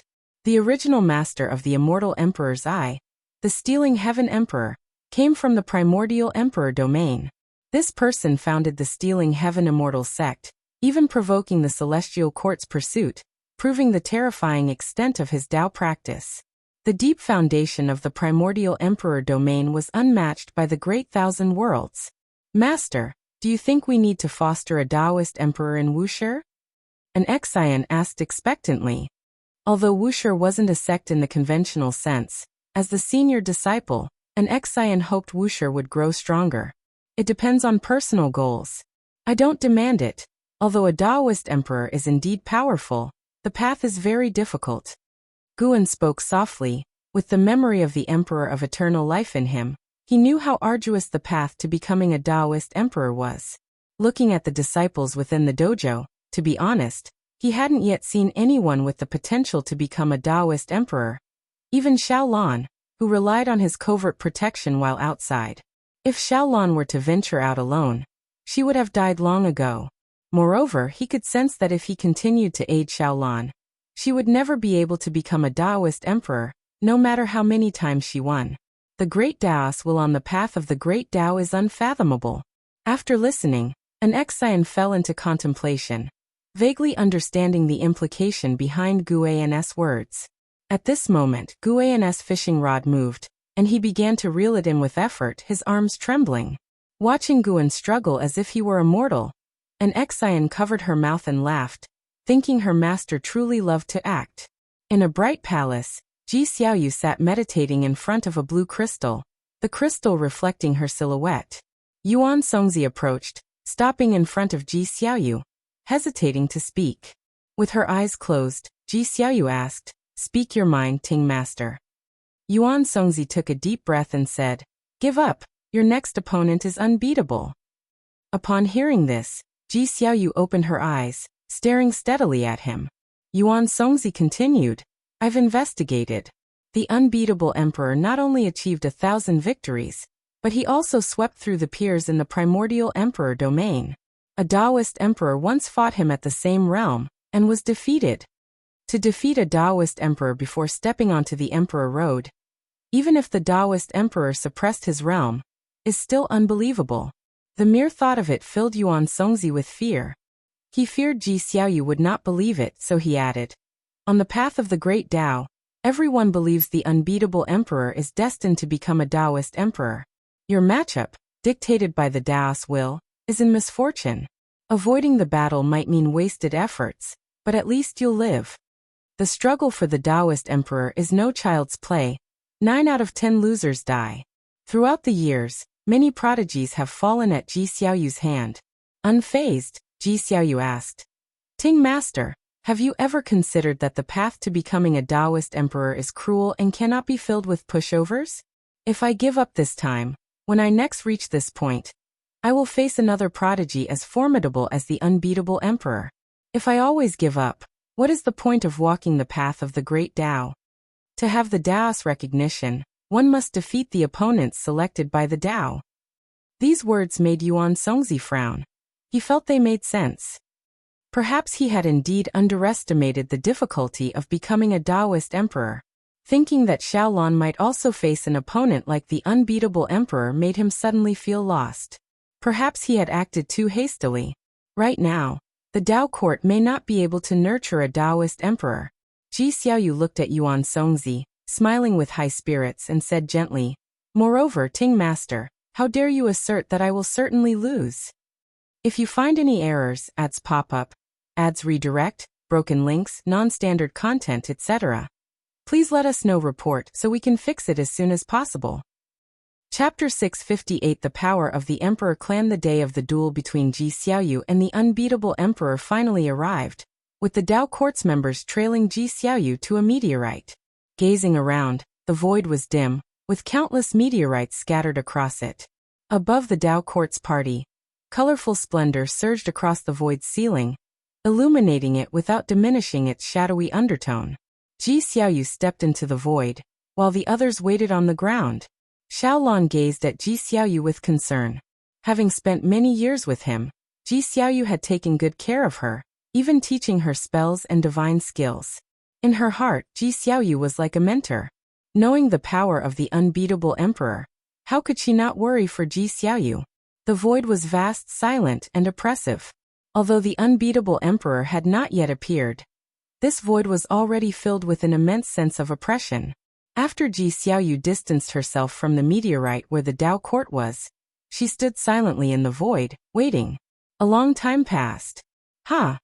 A shout echoed through the void, disrupting everyone's thoughts. Sar the Novel Fire. Net website on Google to access chapters of novels early and in the highest quality. Following that shout, more shouts arose, one after another, growing louder and more imposing, as if millions were roaring in unison, shaking the heavens with overwhelming oppression. Everyone from the Tao court tensed, their gazes directed toward the depths of the void, where a red radiance appeared, rapidly expanding. Xiaolon squinted and saw an imposing figure, akin to a war god, striding out from the vast flames within the red radiance. The unbeatable emperor. He wore a dark red chain armor, with a red scarf around his waist, his trousers wide, billowing in the wind. His face was handsome but indifferent, and he wore a deep red coronet on his forehead. His long black hair danced wildly, his commanding presence threatening to shake the heavens and earth. He treaded on the red flames, moving with the grace of a dragon and a tiger, his aura seemingly distorting the void. Behind him, countless figures emerged from the red flames, each with an extraordinary aura. Although they remained silent, the deafening shouts continued to echo infinitely through the void. The Tao court's members looked on from afar, their faces grim, their hearts in their throats. Is the primordial emperor domain really this formidable? An elder of the Tao court muttered, his face full of shock. Yuan Songzi took a deep breath and said, "This is but one emperor clan of the primordial emperor domain. The might of the primordial emperor domain is beyond our imagination. In the great thousand world, only a few great worlds can barely compare." These words fueled further fantasies about the primordial emperor domain among the crowd. Meanwhile, the unbeatable emperor raised his right hand, fiery flames gathering in his palm, forming a long spear, several times his own length, with a massive spearhead, as if a Qilin spat out the spear blade, surrounded by a divine beast's phantom, baring its fangs and brandishing its claws. He looked at Ji Xiaoyu from afar and said, "Are you the reincarnation Tao Emperor? Bearing the name of reincarnation, do not disappoint me." As his words fell, he thrust his spear toward Ji Xiaoyu. A fiery line suddenly shot out, seemingly splitting the entire void in two. The red flame divine beast phantom roared silently before Ji Xiaoyu, the wave of chi force blowing through her long hair, revealing her cold and perfect face. Ji Xiaoyu remained silent, raising her right hand as rolling gray mist emerged from her palm, transforming into dragons coiling around her. An exceptional showdown between Taoist emperors was about to erupt. Yuan Songzi watched the unbeatable emperor, his eyes filled with fear. He could sense that the unbeatable emperor was still at the profound Yuan-free immortal realm. Yet his aura gave Yuan Songzi, who was at the realm's perfection, a horrifying sense of impending annihilation. He felt that the unbeatable emperor could kill him with a single stroke. This filled him with dread for the unbeatable emperor, and increased his concern for Ji Xiaoyu. At the Qiankuan sect's main city, around the gigantic battle platform, hundreds of thousands of disciples stood on the stone steps, observing the fight on the platform. Guan and his drinking buddies were also there, while an Exian was in the distance, sitting with the Qiankuan sect's upper echelons. An Exian maintained a poised demeanor, not looking at Guan, but dispassionately overlooking the combat on the platform. Yi Qingshan put down his teacup, turned to an Exian and asked with a smile, "Senior, how is this child's talent?" Yuan Luo had just transformed into a divinity transformation realm, and was battling a profound heart realm disciple. Between the divinity transformation realm and the profound heart realm lay the void crossing and fusion realms, and the Qiankuan sect was not a mundane sect of the past. Joining without Nervan-level cultivation showed one was young and exceptionally talented. Even two great realms lower, Yuan Luo still had the upper hand. His talent was evident to the naked eye, even astonishing those disciples at the immortal realm. An Exian replied, "Indeed impressive, able to contend with any peerless genius in the world." Yuan Luo appeared only 16 or 17, still youthful, yet with one palm, he severely injured his opponent, rendering them unable to fight. Floating in the air, he looked up to the pavilion where the upper echelons were and loudly declared, "I want to challenge a higher realm." His words caused an uproar among the crowd. The observing disciples had not expected Yuan Luo to continue challenging, increasing their anticipation of him. Grand Elder Lin Chuan signaled with his hand, and a Mahayana realm disciple stepped onto the platform with a sword. Yuan Luo bowed to the opponent, then initiated the attack first. "This kid is so formidable. No wonder the higher-ups are promoting him so much," remarked one of Gu An's friends, prompting discussions among the other friends. Guan was not surprised by Yuan Luo's performance. This child's mana was bound by his realm, yet his chi blood force was overly vigorous. Though appearing at the divinity transformation realm, he in fact rivaled Nirvana. While watching the spectacle, Guan was also focused on Ji Xiaoyu's duel on the path of the Great Tao. Ji Xiaoyu was not a match for the unbeatable emperor. Despite giving it her all, she was unable to defeat him yet managed to wound him, surprising the unbeatable emperor and the great powers of the primordial emperor domain. Guan would not assist Ji Xiaoyu to defeat the unbeatable emperor, as it held no significance. His goal was to ensure Ji Xiaoyu survived. In the final clash of divine skills, Ji Xiaoyu was defeated, her body obliterated, leaving only her soul, barely alive. At this point, the destiny she accumulated on the path of the Great Tao flowed entirely to the unbeatable emperor. "You are stronger than my previous opponents, and your understanding of the path of reincarnation is quite impressive. I think I won't forget you for a long time in the future." The voice of the unbeatable emperor resonated through the void, still fierce in aura, with the wounds on his cheeks making him even more imposing. Holding his long spear, he approached Ji Xiaoyu's soul. All around, the void was filled with smoke and clouds, remnants of shattered meteorites. Seeing the unbeatable emperor about to annihilate her completely, Yuan Songzi hurriedly flew in front of Ji Xiaoyu, urgently saying, "You've already won, so why push it to the extreme? Please grant her a chance to live."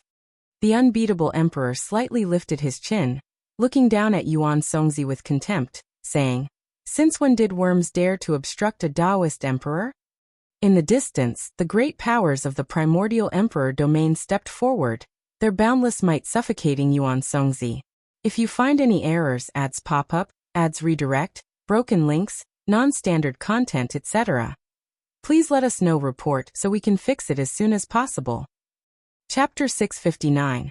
A palm transcending the great Tao. The words of the unbeatable emperor were like a series of thunderclaps, echoing endlessly, causing the cultivators of the Tao court to change their expressions drastically. Although they feared the unbeatable emperor, hearing his words still made them feel a great sense of humiliation. For Yuan Songzi was the master of the Tao court. Xiao Lan gritted her teeth, wanting to rush over and fight alongside Yuan Songzi, but was stopped by a female elder. Don't act impulsively, don't burden the Ting master, the female elder said in a deep voice, her gaze towards Yuan Songzi revealing her uncontrollable unease. Yuan Songzi was insulted by the unbeatable emperor, but didn't get angry. Following the unbeatable emperor's words, he said, "Since you consider us insects, why go to the trouble of stomping on insects? Not to mention the imperial clan behind. Even if all of them attacked together, they would still not be a match for the unbeatable emperor alone. On this path of the great Tao, a prodigy not only needs personal strength, but also a sufficiently strong force to support them." The beautiful dream that Yuan Songzi had was completely shattered at this moment. Ji Xiaoyu and Xiao Lan lacked the talent, and the Tao court didn't have the foundation to escort a Taoist emperor. Even if humiliated, he had to protect Ji Xiaoyu as much as possible because he knew very well that if they did nothing, they would also be doomed. The Tao intent of the great powers of the imperial clan had already sealed this void, leaving them with no escape. The unbeatable emperor's lips curled into a contemptuous smile as he said, "I am fulfilling her, losing on the emperor road, damaging the Tao heart, and leading a life of nothing but defeat. What meaning does it have?" His footsteps did not pause, and with each step, the killing intent grew stronger. When his words fell, the pressure brought onto Yuan Songzi reached its peak, making him unable to speak, only able to look at him in terror. "Spare them. I am willing to die." Ji Xiaoyu's voice came from behind Yuan Songzi, calm, without a trace of anger or fear. The unbeatable emperor's smile became wild, and he raised the spear in his hand, pointing its tip at Yuan Songzi, yet his gaze fixed on Ji Xiaoyu. He sneered disdainfully. "It's over. You're all doomed. Setting foot on the emperor road, you should have been mentally prepared. If not, then learn the lesson of arrogance." His right hand suddenly loosened. Boom! The long spear in his hand burst forth with a terrifying momentum, as if carrying a storm, unstoppably killing towards Yuan Songzi. Everything happened too fast. Even though both parties were of the same realm, Yuan Songzi had no time to react, only able to widen his eyes. When the spear stopped in front of him, his whole body froze, feeling as if even his divine soul was fixed in place, unable to move. He hadn't experienced such despair in a long time. Faced with the divine spear, he truly felt he was going to die, and there was no hope for reincarnation. His mind blank, he instinctively looked at the unbeatable emperor, discovering that he frowned. The cultivators of the Tao court were extremely tense, seeing Yuan Songzi not dead. Hope ignited in their hearts, thinking that the unbeatable emperor temporarily changed his mind. Everyone's gaze was fixed on the unbeatable emperor. The unbeatable emperor frowned deeply, glancing in another direction. He yelled in a deep voice, "What master from where is interfering with me?" "A master?" The Tao court side was all bewildered, realizing the unbeatable emperor was not sparing them out of mercy, but that there was other assistance. Compared to the extremely arrogant unbeatable emperor, they preferred the unknown helper. The cultivators of the Tao court were all excited, trying hard to restrain their emotions, not daring to breathe even a single breath. Xiaolan also felt surprised, her heart filled with curiosity. Who would rescue them at this moment? Let people off when you can, besides you have no enmity. A hoarse voice echoed through the void, causing displeasure to flash in the unbeatable emperor's eyes. When Ji Xiaoyu heard this voice, her eyes dimmed. Although he had changed his voice, she immediately knew who the owner of the voice was. She didn't want that person to see her so embarrassed. The unbeatable emperor did not respond. But the great powers of the imperial clan could not remain silent. Does fellow Taoist want to challenge the imperial clan? If fellow Taoist is this girl's support, why not appear earlier? Her destiny should not be like this. If passing by, why entangle in this karma? If wanting to save them, state your relationship, don't hide in the dark. With such cultivation, do you not know the rules of the Emperor Road? The dignified voices rose one after another, all very assertive, seemingly not taking the one who intervened seriously. Far off in the Qiankuan sect, Guan sighed. How many years has it been? It's rare to encounter someone so stubborn. Sir, the novel fire.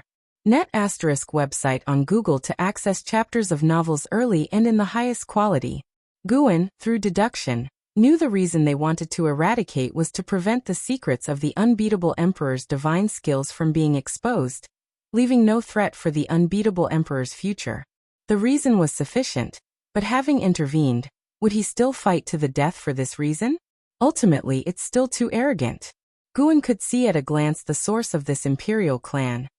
The strongest was no more than a Miaozhen Daluo immortal, and that was an ancient monster hidden for unknown billions of years. Having thought that, Guan's gaze turned cold. Just then, a strand of someone's hair drifted in front of him. He raised his hand and waved, destroying the hair.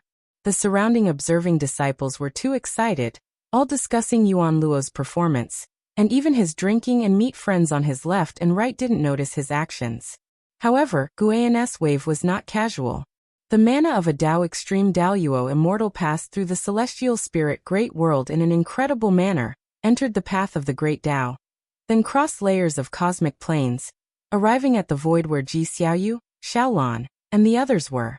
The questions from the imperial clan had not yet fallen, and the unbeatable emperor was still staring intensely at Ji Xiaoyu.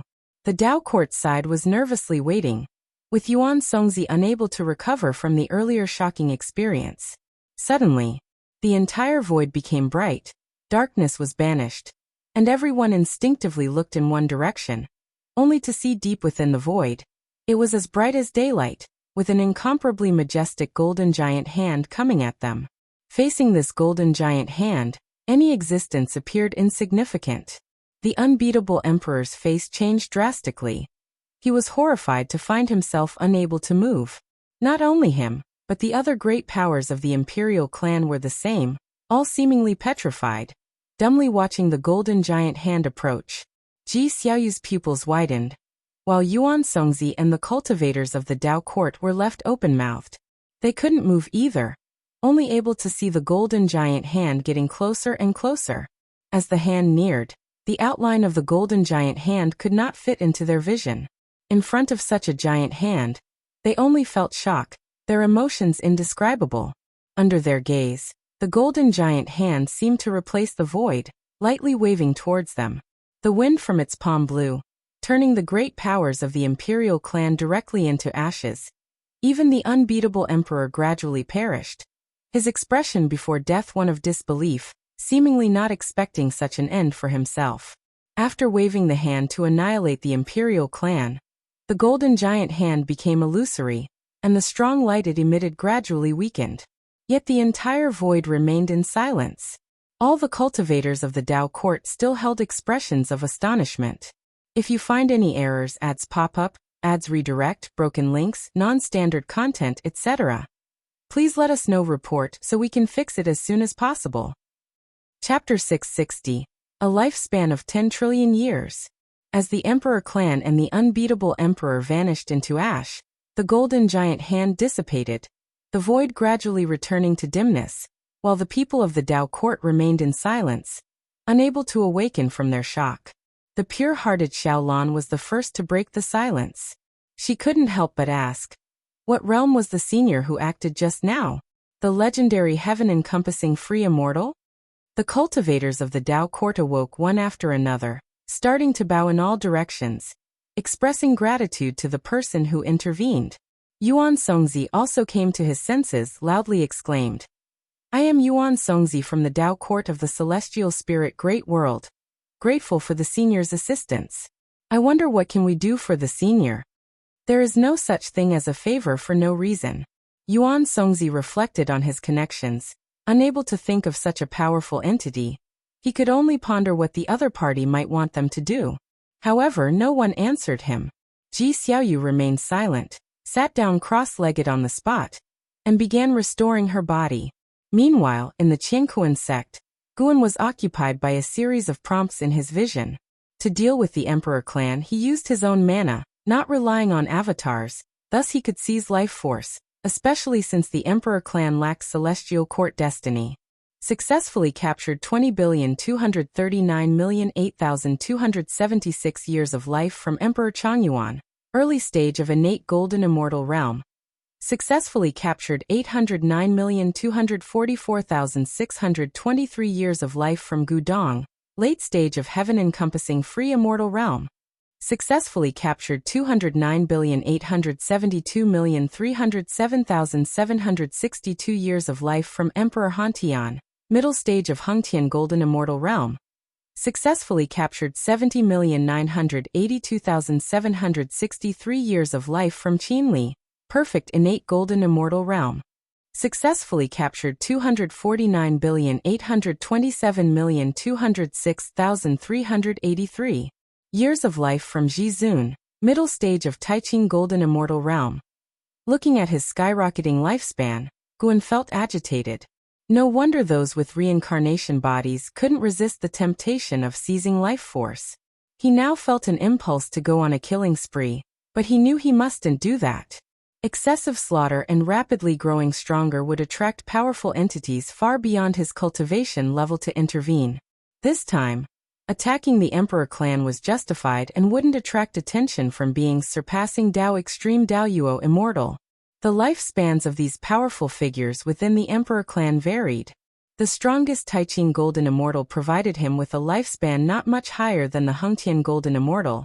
Yet overall, it still yielded him substantial gains. The Emperor clan only had one Taiqing Golden Immortal protecting the unbeatable Emperor. Most others were heaven-encompassing free immortals and innate golden immortals, a total of several hundred. Your lifespan has surpassed 10 trillion years for the first time, starting a random lifespan function upgrade.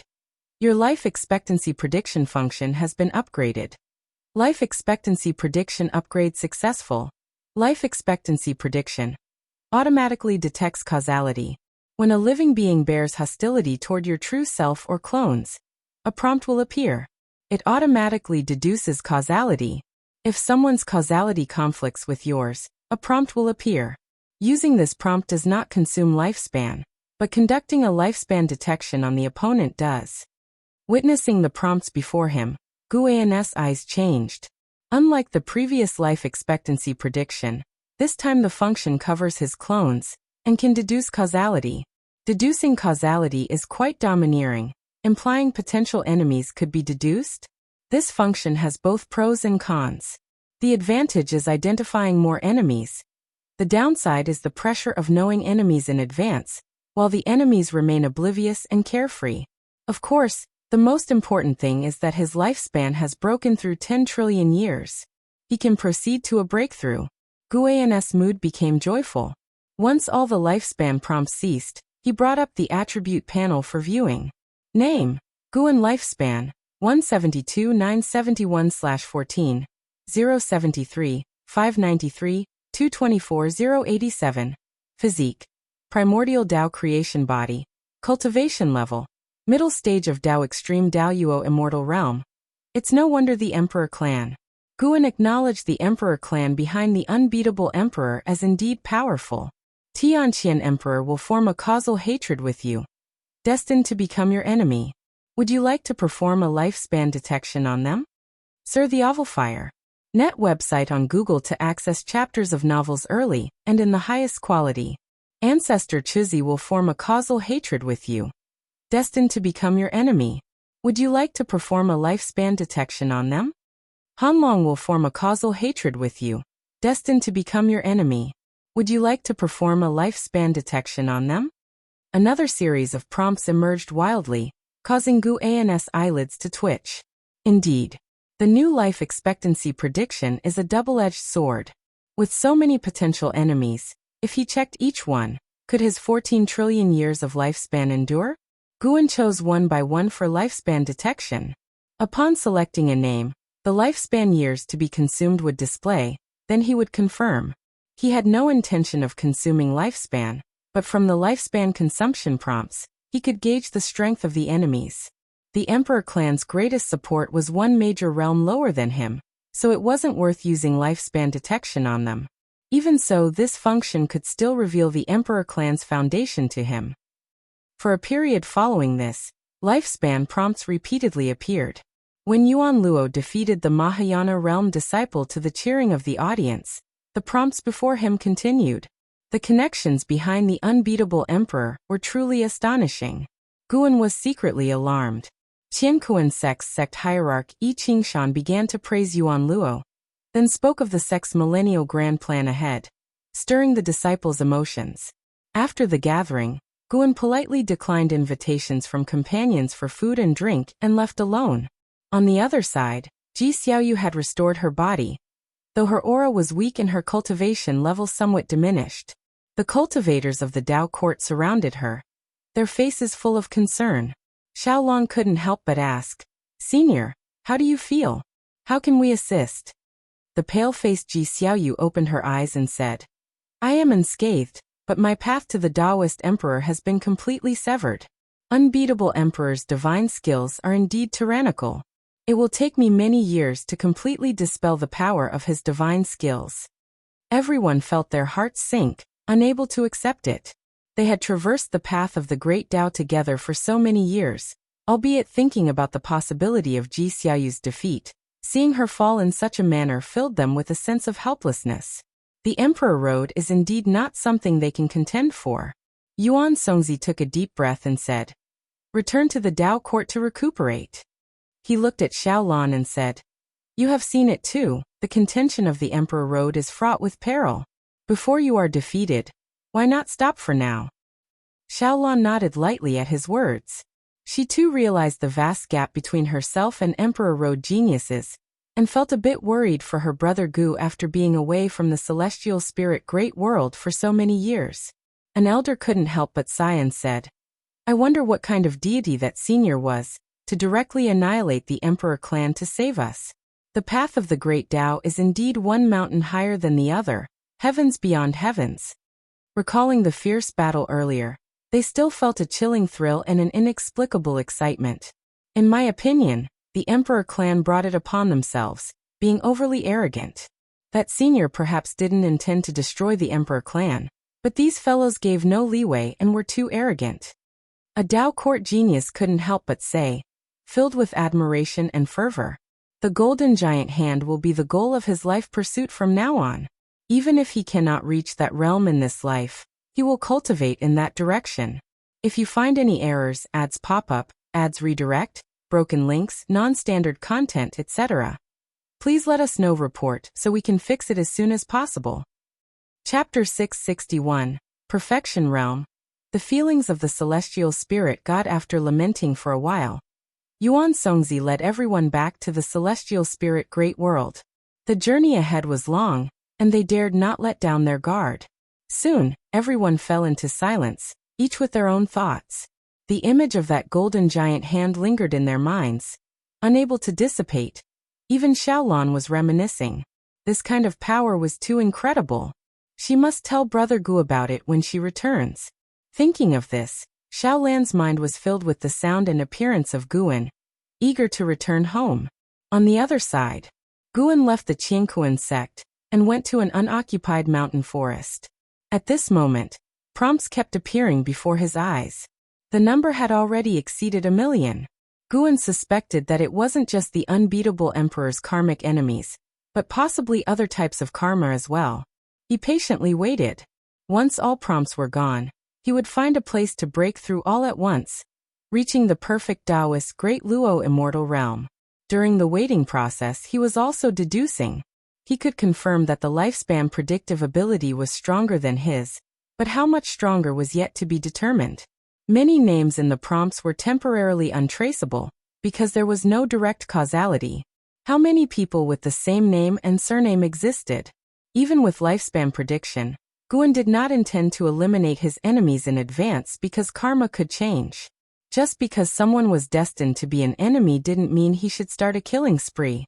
The new lifespan prediction served more as a warning. The more enemies there were, the more cautious he had to be. The higher the realm, the easier it was to lose oneself and one's own power, believing one could do anything. Although Guan was wary of many beings, he did not feel that his current life was suffocating. On the contrary, he felt happy with his life. He preferred playing in the human world within his own small domain to fighting. After waiting for an hour, no more prompts appeared, leaving Guan feeling helpless. His karmic enemies numbered in the tens of millions, which was absurd. However, judging by the lifespan consumption, not many posed a threat to him. Guan immediately performed the lifespan breakthrough. Even though he could go to the endless Tao Mountain, he feared leaving traces and being discovered by unknown entities, so he cautiously used the lifespan breakthrough. After all, a round trip only cost 20 billion years of lifespan, which was a drizzle for him now. Safety was most important. Out of 9 prompts, Guan chose to go to the Hongmeng Great World for his breakthrough, and his figure disappeared into the forest. As time passed, the sun gradually set. Night fell. The forest was still, echoing with the croaking of frogs. Guan's figure reappeared. He was now perfect in the Taoist Great Luo immortal realm, having consumed a total of 40 trillion years of lifespan for this breakthrough.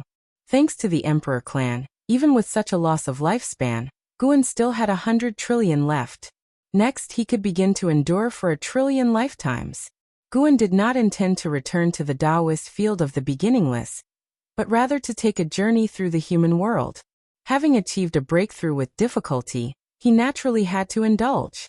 With the dim night, the forest was silent, the moonlight filtering through the gaps in the leaves, elongating Guan's shadow. He walked while contemplating. Above the Tao Extreme Daoyuo Immortal, what realm was there? After the Tao court and various major sects suppressed the internal turmoil, the dawn of peace in the world appeared. 1,000 years later, the human world returned to peace. The Emperor Tianhong, renowned and praised by the world, came to the vicinity of the Taoist field of the beginningless. In the forest where he had once knelt for tens of thousands of years, he gazed at the unchanging environment with a look of reflection on his face. After fighting in the mortal world for so many years and returning now, he finally understood what the supporting Tao sword venerable meant. He had gained immense fame, and even though he had left the Tao court, many major sects sought to recruit him. He could easily enjoy all the pleasures of the human world, and before returning, he did struggle with it. But more than temporary pleasure, he wanted to pursue the great Tao. He stood in front of the stream, waiting, looking back on the events of these years and those occasional fragments of memory. After waiting for an hour, Anzin's figure appeared on the opposite bank, startling the Emperor Tianhong, who quickly saluted her. An ex-Xian with a cold expression said, "Come with me. From now on, you are a Wushiji disciple, and I am your senior sister." "Thank you, senior sister," the Emperor Tianhong responded, feeling excited. After so many years, he had finally become a disciple of the supporting Tao sword venerable. An ex-Xian turned and left, with the Emperor Tianhong hurriedly following. Along the way, an ex-Xian began to introduce the situation within the beginningless. She explained which disciples were there, and what rules to pay attention to. And Emperor Tianhong listened attentively, not daring to neglect. When they stepped into the Taoist field of the beginningless, Emperor Tianhong clearly felt the nature's spiritual energy was suddenly different, even though the surroundings hadn't changed much. It was only when he emerged from the forest that he saw an incredibly beautiful mountain forest, a rare sight in the world.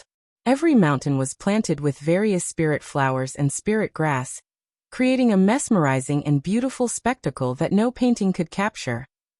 An ex-Xian ambled along the mountain path, without flying, compelling Emperor Tianhong to follow her pace. "Senior sister, is the teacher in the dojo?" Emperor Tianhong cautiously asked. An ex-Xian without looking back said, "He's not here, but at the latest, you'll meet him the day after tomorrow." "Is there something urgent? Will I delay him?" Emperor Tianhong asked nervously. Such a great power as the supporting Tao sword venerable must be occupied with unimaginable important matters. In outer heaven debating the Tao with great powers? Or exploring the void of the great Tao? He has no urgent matters, just playing in the human world. Perhaps in past years, you encountered him, but he transformed into an unremarkable mortal, and you didn't recognize him. And Zin's answer surprised Emperor Tianhong greatly, raising concerns in his heart. He had to recall if he had done anything wrong in front of others.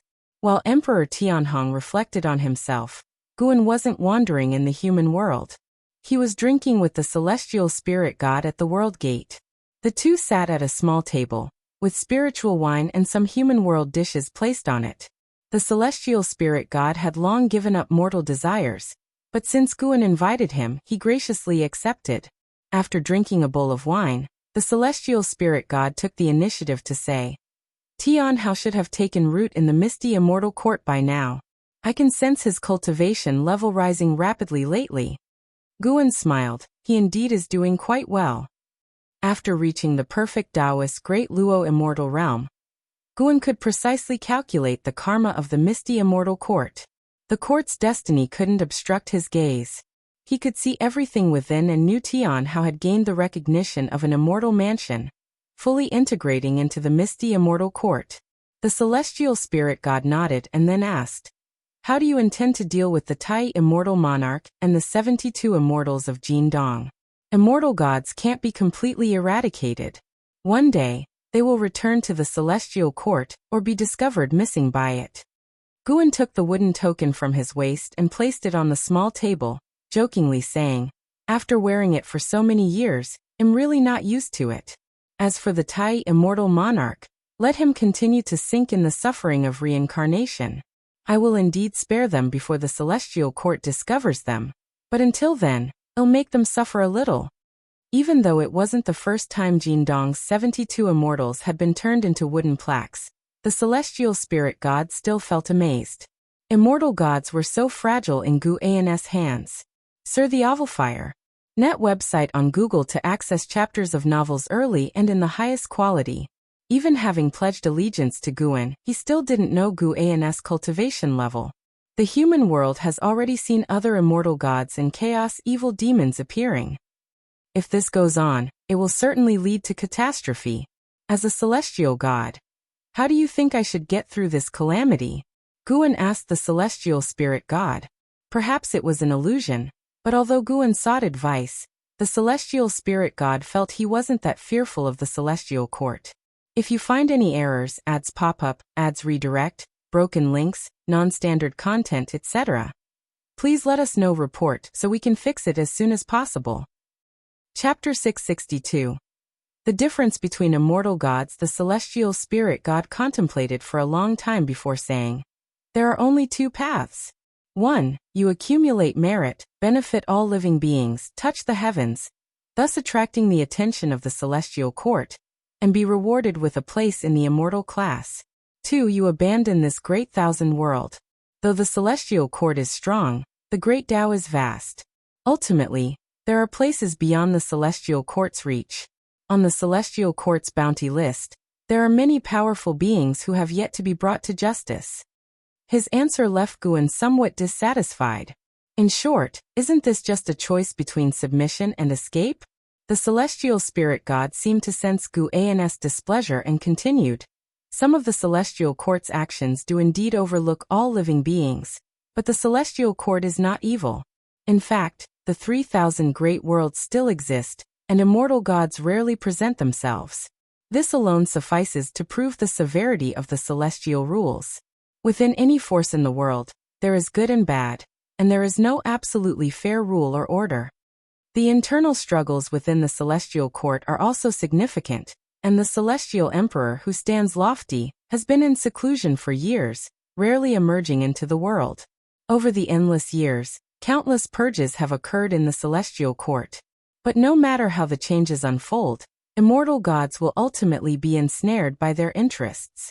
When longevity is no longer a luxury, besides power, all that remains for them is status. Actually joining the celestial court is not as unbearable as you imagine, nor will you lose so-called freedom. As long as you fulfill your duties, immortal gods can have plenty of personal time. Though he pledged allegiance to Guan, It was an act of desperation. In his heart he wished for Guan to join the celestial court.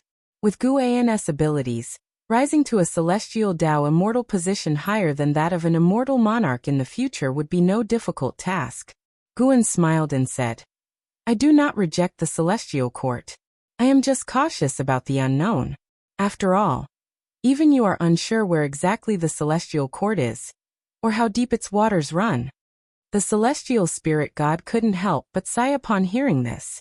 In the celestial spirit great world, he was a high and mighty celestial god, yet he had never even been to the celestial court, and was part of its lower echelons, an unnoticed existence. Even if he violated the celestial rules or neglected his duties, the celestial court wouldn't deal with him in a short time, because the celestial court simply didn't care about him. With this in mind, the celestial spirit god also felt frustrated. He thought he took the wrong path back then. If he hadn't been obsessed with that immortal palace treasure, how would he have ended up in such a situation? Guan asked with a smile. It said your talent is outstanding even among celestial gods. Don't you have any plans? Do you want to remain a celestial god forever? The celestial spirit god shook his head and said, Those who become celestial gods are all of extraordinary talent. Even if I give my best in cultivation, ascending would still require an exceedingly long time. I have a junior who is currently participating in the selection for celestial gods, cultivating in a celestial army. The celestial god is called Celestial Calming God. Do you know him? Guan thought of Zhang Buku and thus asked. The celestial spirit god nodded and said, I know him. He counts as my senior. He serves the Huangfeng immortal monarch, and among celestial gods, he holds a relatively high position. The lowest in rank are celestial gods like us guarding a great thousand world, whereas celestial calming god isn't confined to one place. He is akin to a god of destruction, and his range of activity covers the 3,000 great worlds. Mentioning celestial calming god, the celestial spirit god's tone carried envy. Guan gained a clearer understanding of celestial gods. Even among immortal gods of the same rank, the extent of power varies. The celestial spirit god opened up, starting to recount his experiences serving the celestial court. Memories related to the celestial court couldn't be confiscated, so Guan was also curious about his past. The universe was silent, distant stars dotting the sky. Guan and the celestial spirit god, drinking before the world gate, seemed unaffected by time as bowl followed bowl, perhaps a metaphor for the passage of time and the changes in the world. In times of peace, time passes more swiftly.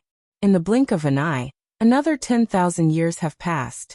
The members of Dao Court who had ventured onto the path of the great Dao finally returned, causing a commotion in the entire sect.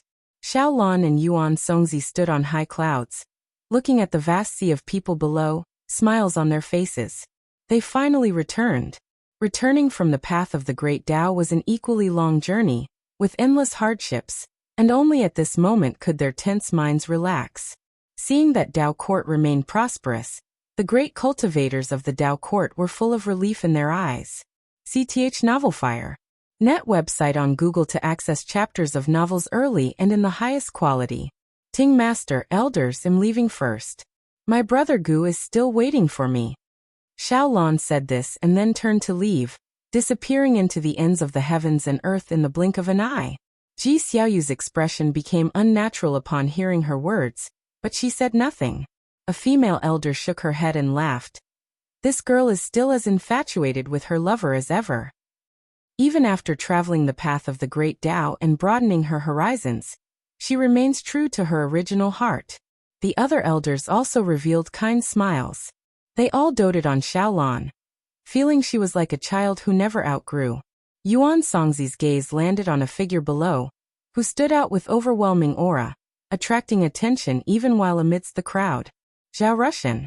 To have grown to such an extent, it seems a lot has happened over these years. Yuan Songzi mused. Ji Xiaoyu's failure on the Emperor Road, and Xiao Lan's pause, made him realize that the Daoist emperor was still far from Dao Court. Looking again at Zhao Rushan, he felt this person wasn't so remarkable, at least far inferior to the unbeatable emperor. Where exactly could the seed of a Daoist emperor be found? Yuan Songzi's thoughts drifted, his heart feeling a bit melancholy. Meanwhile, Guan had already returned to Xiaolan's grotto heaven to wait. Noticing Ji Xiaoyu's expression, he pondered how to help her. Failing on the Emperor Road, her cultivation level regressed, and her Dao heart was damaged. It was his first time hearing Ji Xiaoyu's heart sound so lonely. He could feel Ji Xiaoyu's pride, and precisely because of it, he felt this matter was difficult to handle. If only he could, like creating a Dao treasure, carve a path of destiny no less than that of a Taoist emperor. With this thought, Guan's eyes lit up. This direction seems promising. Since he has ample time and doesn't need to engage in daily arduous cultivation, he might as well study different paths of destiny. Guan began to contemplate in this direction. He first needed to understand the essence of a Taoist emperor. Not long after, Xiaolan's presence burst into the grotto heaven. She appeared out of nowhere before Guan and hugged him tightly. "Wonderful, brother Gu, you're still here." Xiaolan held onto Guan tightly, speaking with delight. She was so overjoyed she even shed tears. Don't be fooled by her carefree demeanor usually. In reality, she always worried in her heart. She was away for too long, and was truly afraid of changes occurring in Dao Court, or Guan reaching his twilight years. "What are you saying? My talent may not be as great as yours, but am also diligently cultivating. Am not that easy to die." Guan humphed, gently patting her back, feeling a little touched himself. In retrospect, he had countless separations with his junior sister throughout this life. He could foresee the future, but his junior sister could not. Worrying for the future was normal. It seems showing off some of his own strength appropriately, revealing a bit of the iceberg to leave her in awe, is necessary. If you find any errors, ads pop up, ads redirect, broken links, non-standard content, etc., please let us know. Report so we can fix it as soon as possible. Chapter 663. Blaze a new trail after a long separation. Their reunion was fiery with passion. Guan and Xiaolan entwined for half a month before they finally parted. Xiaolan continued her cultivation, while Guan switched avatars. His true self went to various places to harvest matured medicinal herbs. After he was done, he returned to the Taoist field of the beginningless. Walking along the mountain path, Guan began contemplating the matter of creating a path. To create a path similar to that of a Taoist emperor. A Taoist emperor is in existence aided by great Tao destiny. In the same realm, a Taoist emperor's power of the great Tao is stronger, and they can also command the great Tao of the present environment to fight on their behalf. This gives Taoist emperors the ability to fight beyond their realm, making them invincible within the same realm. There are 3,000 great Taos. Different Taos can cultivate different Taoist emperors. On the path of the great Tao, cultivators competing for the destiny of a Taoist emperor can devour the great Tao destiny of their competitors, thus enhancing their own destiny, and transform the destiny of different Taos into their own without changing the essence of their own Tao. This suggests that there may be some rules judging the Taoist emperors. If a Taoist emperor relies on the power of the Tao, wouldn't allowing others to rely on their own power be considered a way out? As this thought emerged, countless ideas burst forth in Guan's mind. He suddenly thought that the celestial court could also be such an existence. The heavenly court immortals leverage celestial Tao destiny, fundamentally similar to Taoist emperors, albeit the immortal gods are stronger. Could it be that the so-called celestial Tao was also created by an extremely powerful existence? Guan's imagination ran wild, and he decided to test such an approach, to transform his own power into a cultivation system for Ji Xiaoyu to use. Providing such a method is not difficult, and can be transmitted through the path of cause and effect. But mere borrowing pales in comparison to the Taoist emperors and the heavenly court immortals. Upon acquiring great Tao destiny, a Taoist emperor's cultivation speed increases, and the heavenly court immortals can rely on celestial Tao destiny to attain immortality. Guan felt that to successfully create this, it would take a very long time. He did not feel discouraged by this. Instead, he was full of anticipation. Things that can be achieved easily are not worth expecting. A long time passed. Guan returned to his courtyard, and besides Shenzhen, an Xian and Emperor Tianhong were also present. The two were discussing something, and upon seeing Guan, they immediately saluted. Master, Yuan Luo offended Zhao Rushan at the Dao Court's Genius Conference. Yi Qingshan fears for his premature death and wishes to send him to Wushi for tempering. What do you think? An ex-scion was the first to speak. Guan shook his head and said, the beginningless is not a place for fostering layabouts, and that disciple named Yuan Luo does not wish to train here. Upon hearing that Yi Qingshan wanted to send him to the beginningless, Yuan Luo not only resisted but also flew into a rage. In his view, the sect felt he would be killed by Zhao Rushan, which humiliated him, and he vowed to annihilate Zhao Rushan. The enmity between Yuan Luo and Zhao Rushan was not complex.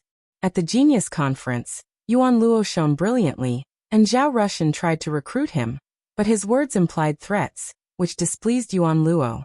The two clashed, and with his fiery temper, he even took the initiative to strike Zhao Rushan. One must know that Zhao Rushan is currently a chief disciple of the Dao Court, and barring accidents, he will become the next master of the Dao Court. Even though the Dao Court said nothing, offending the chief disciple of the Dao Court put tremendous pressure on the Qiankuan sect. Upon hearing Gu An's words, an ex-scion did not say much more. She vanished on the spot to negotiate with the Qiankuan sect. Master, I accompanied senior sister to the Qiankuan sect yesterday, and met that genius named Yuan Luo. I feel he. Emperor Tianhong hesitated to continue. Guan walked to the artifact refining cauldron, observing the Dao treasure inside, and casually asked, he's the reincarnation of a chaos evil demon, right?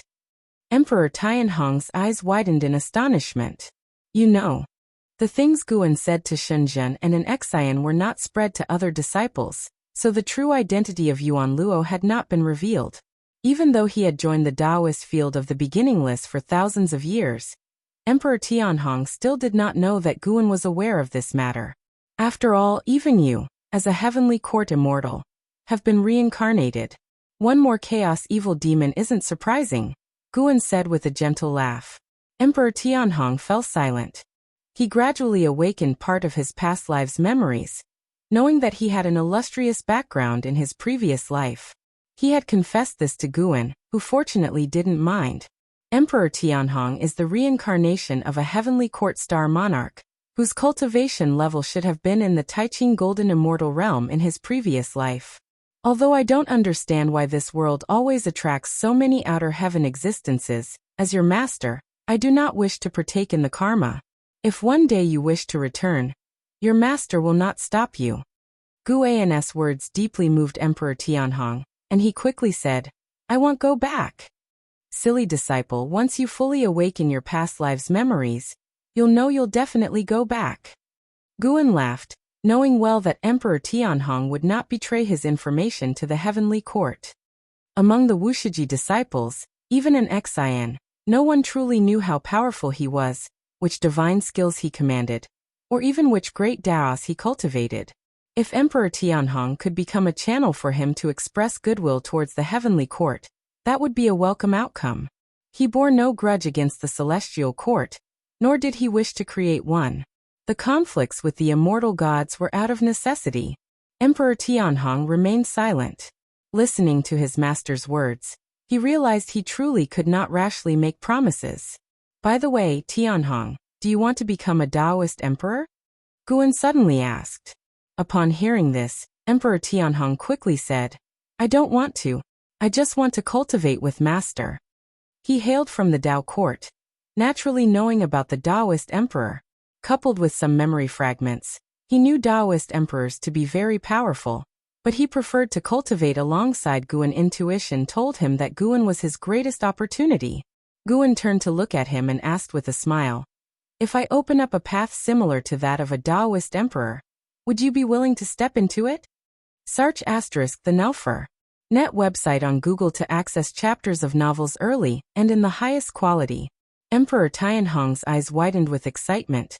Of course, I would. If you pave such a path, master, I am willing to be the trailblazer. Shenzhen, standing to the side, added, if you're truly going to open up a new path of cultivation, then I also want to join.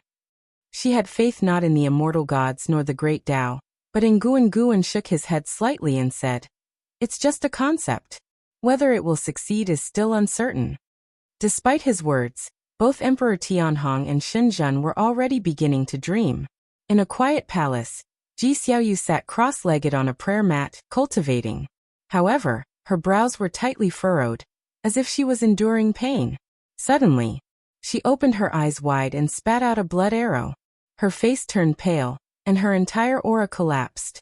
Despair filled her eyes. Her cultivation level was dropping again. If this continued, she might fall back to the Taoist collection Freedom Immortal Realm, or even drop to the mortal realm. She couldn't tell if it was backlash from the Emperor Road, or if the unbeatable Emperor's divine skills were still tormenting her. What kind of divine skill is this, that even the slightest leak of breath can make me lose? Is it possible he wants to conceal this divine skill by eradicating everything? Ji Xiaoyu fell into contemplation, recalling the divine skills used by the unbeatable Emperor, which sent shivers down her spine. It was an aura of utmost evil. At this moment, a terrifying pressure enveloped the palace, causing her expression to change dramatically. She looked up to see a cloud of dreadful black gas appearing on the dim ceiling, within which a pair of terrifying eyes opened. The eyes were purple, resembling a pair of snake eyes, staring down at her. If you find any errors, ads pop up, ads redirect, broken links, non-standard content, etc., please let us know. Report so we can fix it as soon as possible. Chapter 664. The strongest power. These eyes. Ji Xiaoyu felt a chill run down her spine, and she couldn't help but ask, "You didn't die?" Back then, it was with these eyes that the unbeatable Emperor defeated her. As soon as these eyes opened, she was drawn into a strange illusion realm. In the illusion realm, she was besieged by multiple versions of herself until she was defeated. Even now, she could not comprehend it when she recalled the incident. What kind of divine skill was that, making her turn against herself? The battle within the illusion realm didn't feel like a hallucination, because afterwards, the injuries she sustained there manifested in reality. These mysterious eyes didn't answer Ji Xiaoyu, only stared coldly at her. Ji Xiaoyu sensed something was wrong. Her expression changed drastically. She instinctively tried to get up, but an unbelievably terrifying force suppressed her, preventing her from rising. The other party was probing her karma. No, he wasn't the unbeatable Emperor. Ji Xiaoyu could feel that the oppressive force was much stronger than that of the unbeatable Emperor. It was an unimaginable power. Even Guan did not bring such a terrifying sense of pressure. Could he be the entity behind the unbeatable Emperor? Investigating the cause of the unbeatable Emperor's death? Ji Xiaoyu instinctively thought of Guan, but in an instant, she focused her attention back on the figure before her. Were these eyes a bloodline heritage? She had heard from Yuan Songzi that the Emperor clan, behind the unbeatable Emperor, dared to take the title of Emperor because they had nurtured many Taoist emperors. Cultivating so many great Tao emperors was beyond the reach of a mere Taoist technique legacy. The bloodline talent of the Emperor clan must be extraordinary. Just then, the eyes closed, but Ji Xiaoyu did not relax, as the suppressive force was still there. A silhouette emerged from the black mist at the zenith. An elderly man in black robes, his white hair tied beneath a crown, exuding an extraordinary aura, with a coldness between his brows that sent chills down one's spine. His purple eyes seemed able to penetrate the soul, causing Ji Xiaoyu's heart to tremble.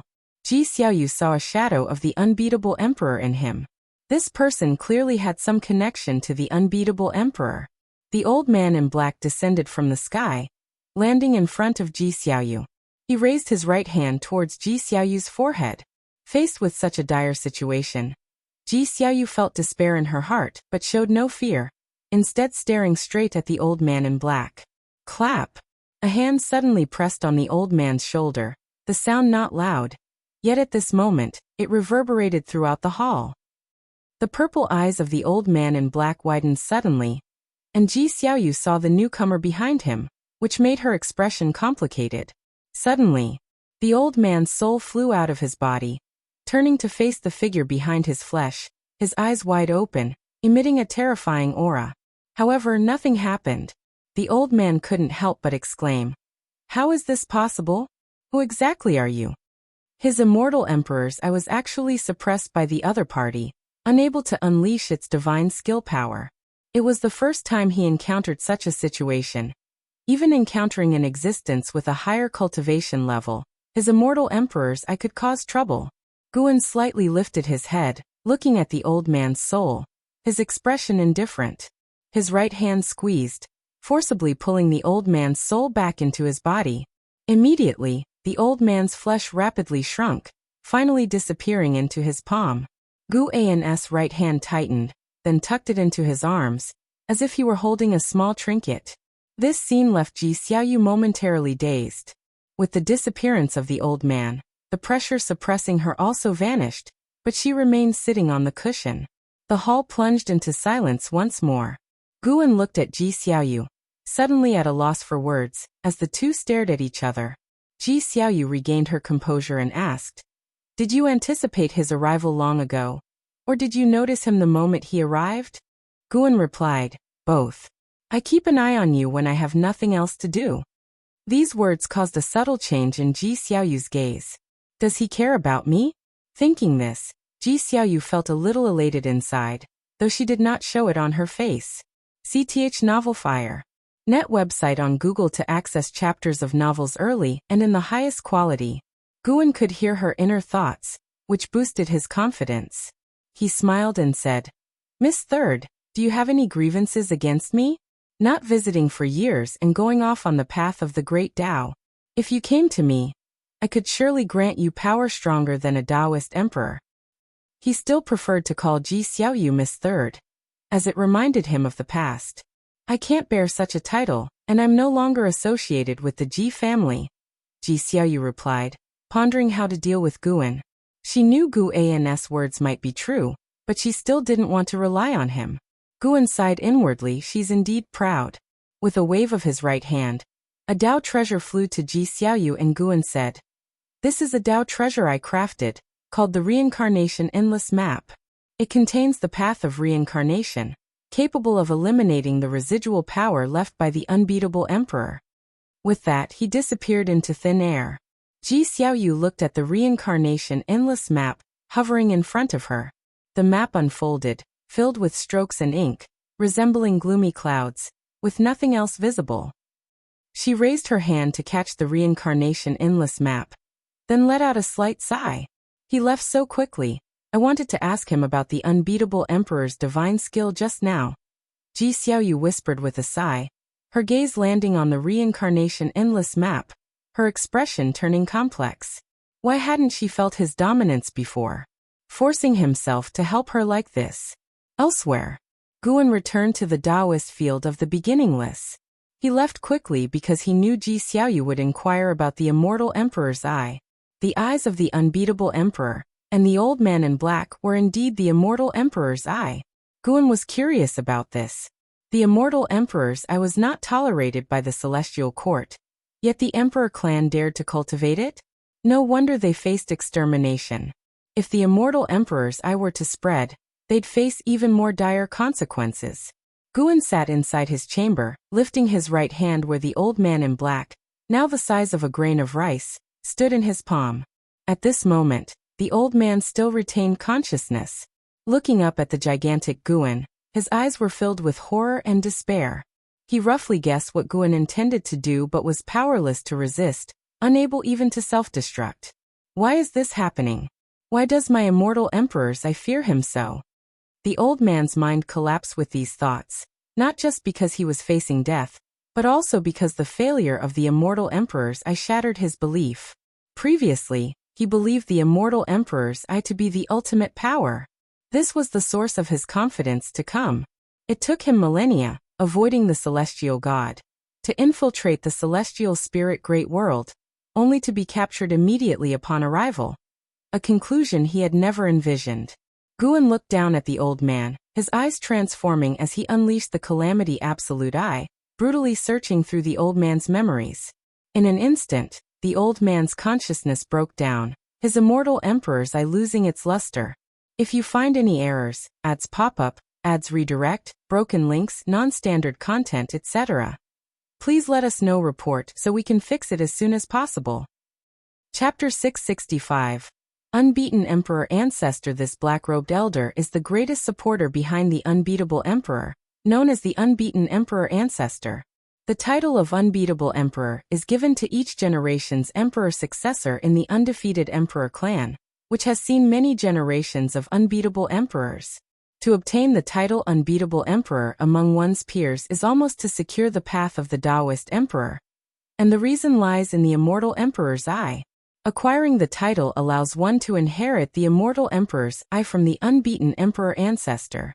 Even the undefeated emperor clan is unaware of the existence of the immortal emperor's eye. The clan members only know that the unbeatable emperor wields a taboo power that cannot be exposed, and they will protect this secret even at the cost of their lives. The immortal emperor's eye of the unbeaten emperor ancestor bears no greater karmic ties. He only witnessed the stealing heaven immortal sect, and the stealing heaven emperor being suppressed by the celestial court, which made him wary of exposing the immortal emperor's eye. However, the power of the immortal emperor's eye is too formidable for him to relinquish. Over the years, in moments of despair, he mastered the immortal emperor's eye, thereby creating the renowned undefeated emperor clan in the primordial emperor domain. Now, with the cultivation level of the Miaojin Daoyuo immortal, his cultivation reaches the heavens and the earth, remaining hidden behind the scenes while observing the rise and fall of the human world with a smile. If the unbeatable emperor and the other elite members of the clan had not been annihilated, he would not have acted. Upon realizing that the unbeaten emperor ancestor had no entanglement with the celestial court, and even feared it, Guan suddenly changed his mind. Of course, the main reason was that the unbeaten emperor ancestor only had a lifespan of several trillion years left, and killing him would seize several billion years of life.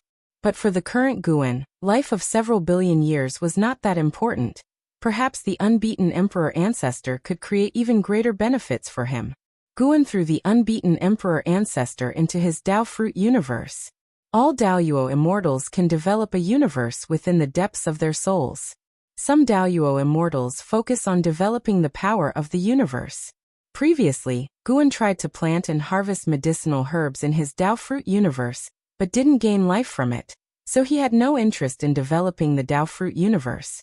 For him, the Dao fruit universe was more like a divine skill, used to seal enemies and store treasures. The unbeaten emperor ancestor opened his eyes and instinctively looked around, finding himself in a dark universe. Suddenly, he seemed to sense something and quickly turned his head, only to freeze, his eyes widening with disbelief. A pair of golden red eyes stared at him in the darkness, and in front of these eyes, the unbeaten emperor ancestor felt an urge to submit. "Who are you?" the unbeaten emperor ancestor asked, his voice quivering. He could feel his immortal emperor's eye shivering in fear, an emotion he had never experienced before, intensifying his dread of the mysterious eyes ahead. "Regarding the death of your descendants, you should already know the cause and effect. Do you have any grievances?" Guan's voice sounded cold in tone. Even though the undefeated emperor clan had its reasons, ultimately they refused to relent. Guan did not directly destroy them. He advised first, and when they refused to heed, they had to face demise. The unbeaten emperor ancestor took a deep breath and said, "The strong vanquish the weak. What grievances could there be? I came because I did not recognize your strength surpassed mine. Before I die, I still wish to ask clearly, who exactly are you? Are these eyes of yours the immortal emperor's eye?" Since the fall of the stealing heaven emperor, he had never seen another pair of immortal emperor's eyes, leading to many speculations about Guan's identity. He even suspected Guan might be the stealing heaven emperor. "You guessed wrong. I have no connection with the stealing heaven emperor. Indeed, my eyes are the immortal emperor's eye. You should be able to sense that, even as both possessors of the immortal emperor's eye, the difference between us is significant, unrelated to cultivation level." Guan's voice resonated, rendering the unbeaten emperor ancestor silent, filled with a strong sense of defeat. "Do you hate the celestial court?" Guan's inquiry awakened distant memories for the unbeaten emperor ancestor.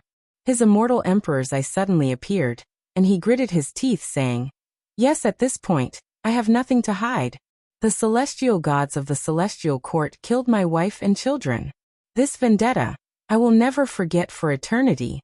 The unbeatable emperor was generations apart from him. He held little affection for him, more of a familial duty to continue the lineage. But his wife and children were different. Even after such a long time, he could hardly suppress his hatred when he thought of them. Sar the Novelier. NET website on Google to access chapters of novels early and in the highest quality. The immortal emperor's eye of the stealing heaven emperor instigated fear in the celestial court. And when the celestial gods descended, unable to capture the stealing heaven emperor, the victorious stealing heaven emperor, filled with fighting spirit, even led the stealing heaven immortal sect to actively confront the celestial court, invoking the might of the court for suppression. In that battle, the primordial emperor domain was affected, leading to the tragic deaths of countless innocent beings, including the wife and children of the unbeaten emperor ancestor.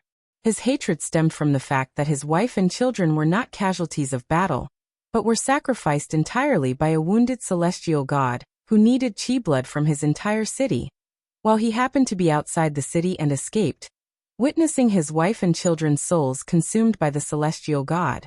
During Guan's soul search, he couldn't clearly see the heavenly court's immortal gods, but he could perceive the situation at the time, albeit the immortal gods appeared vague.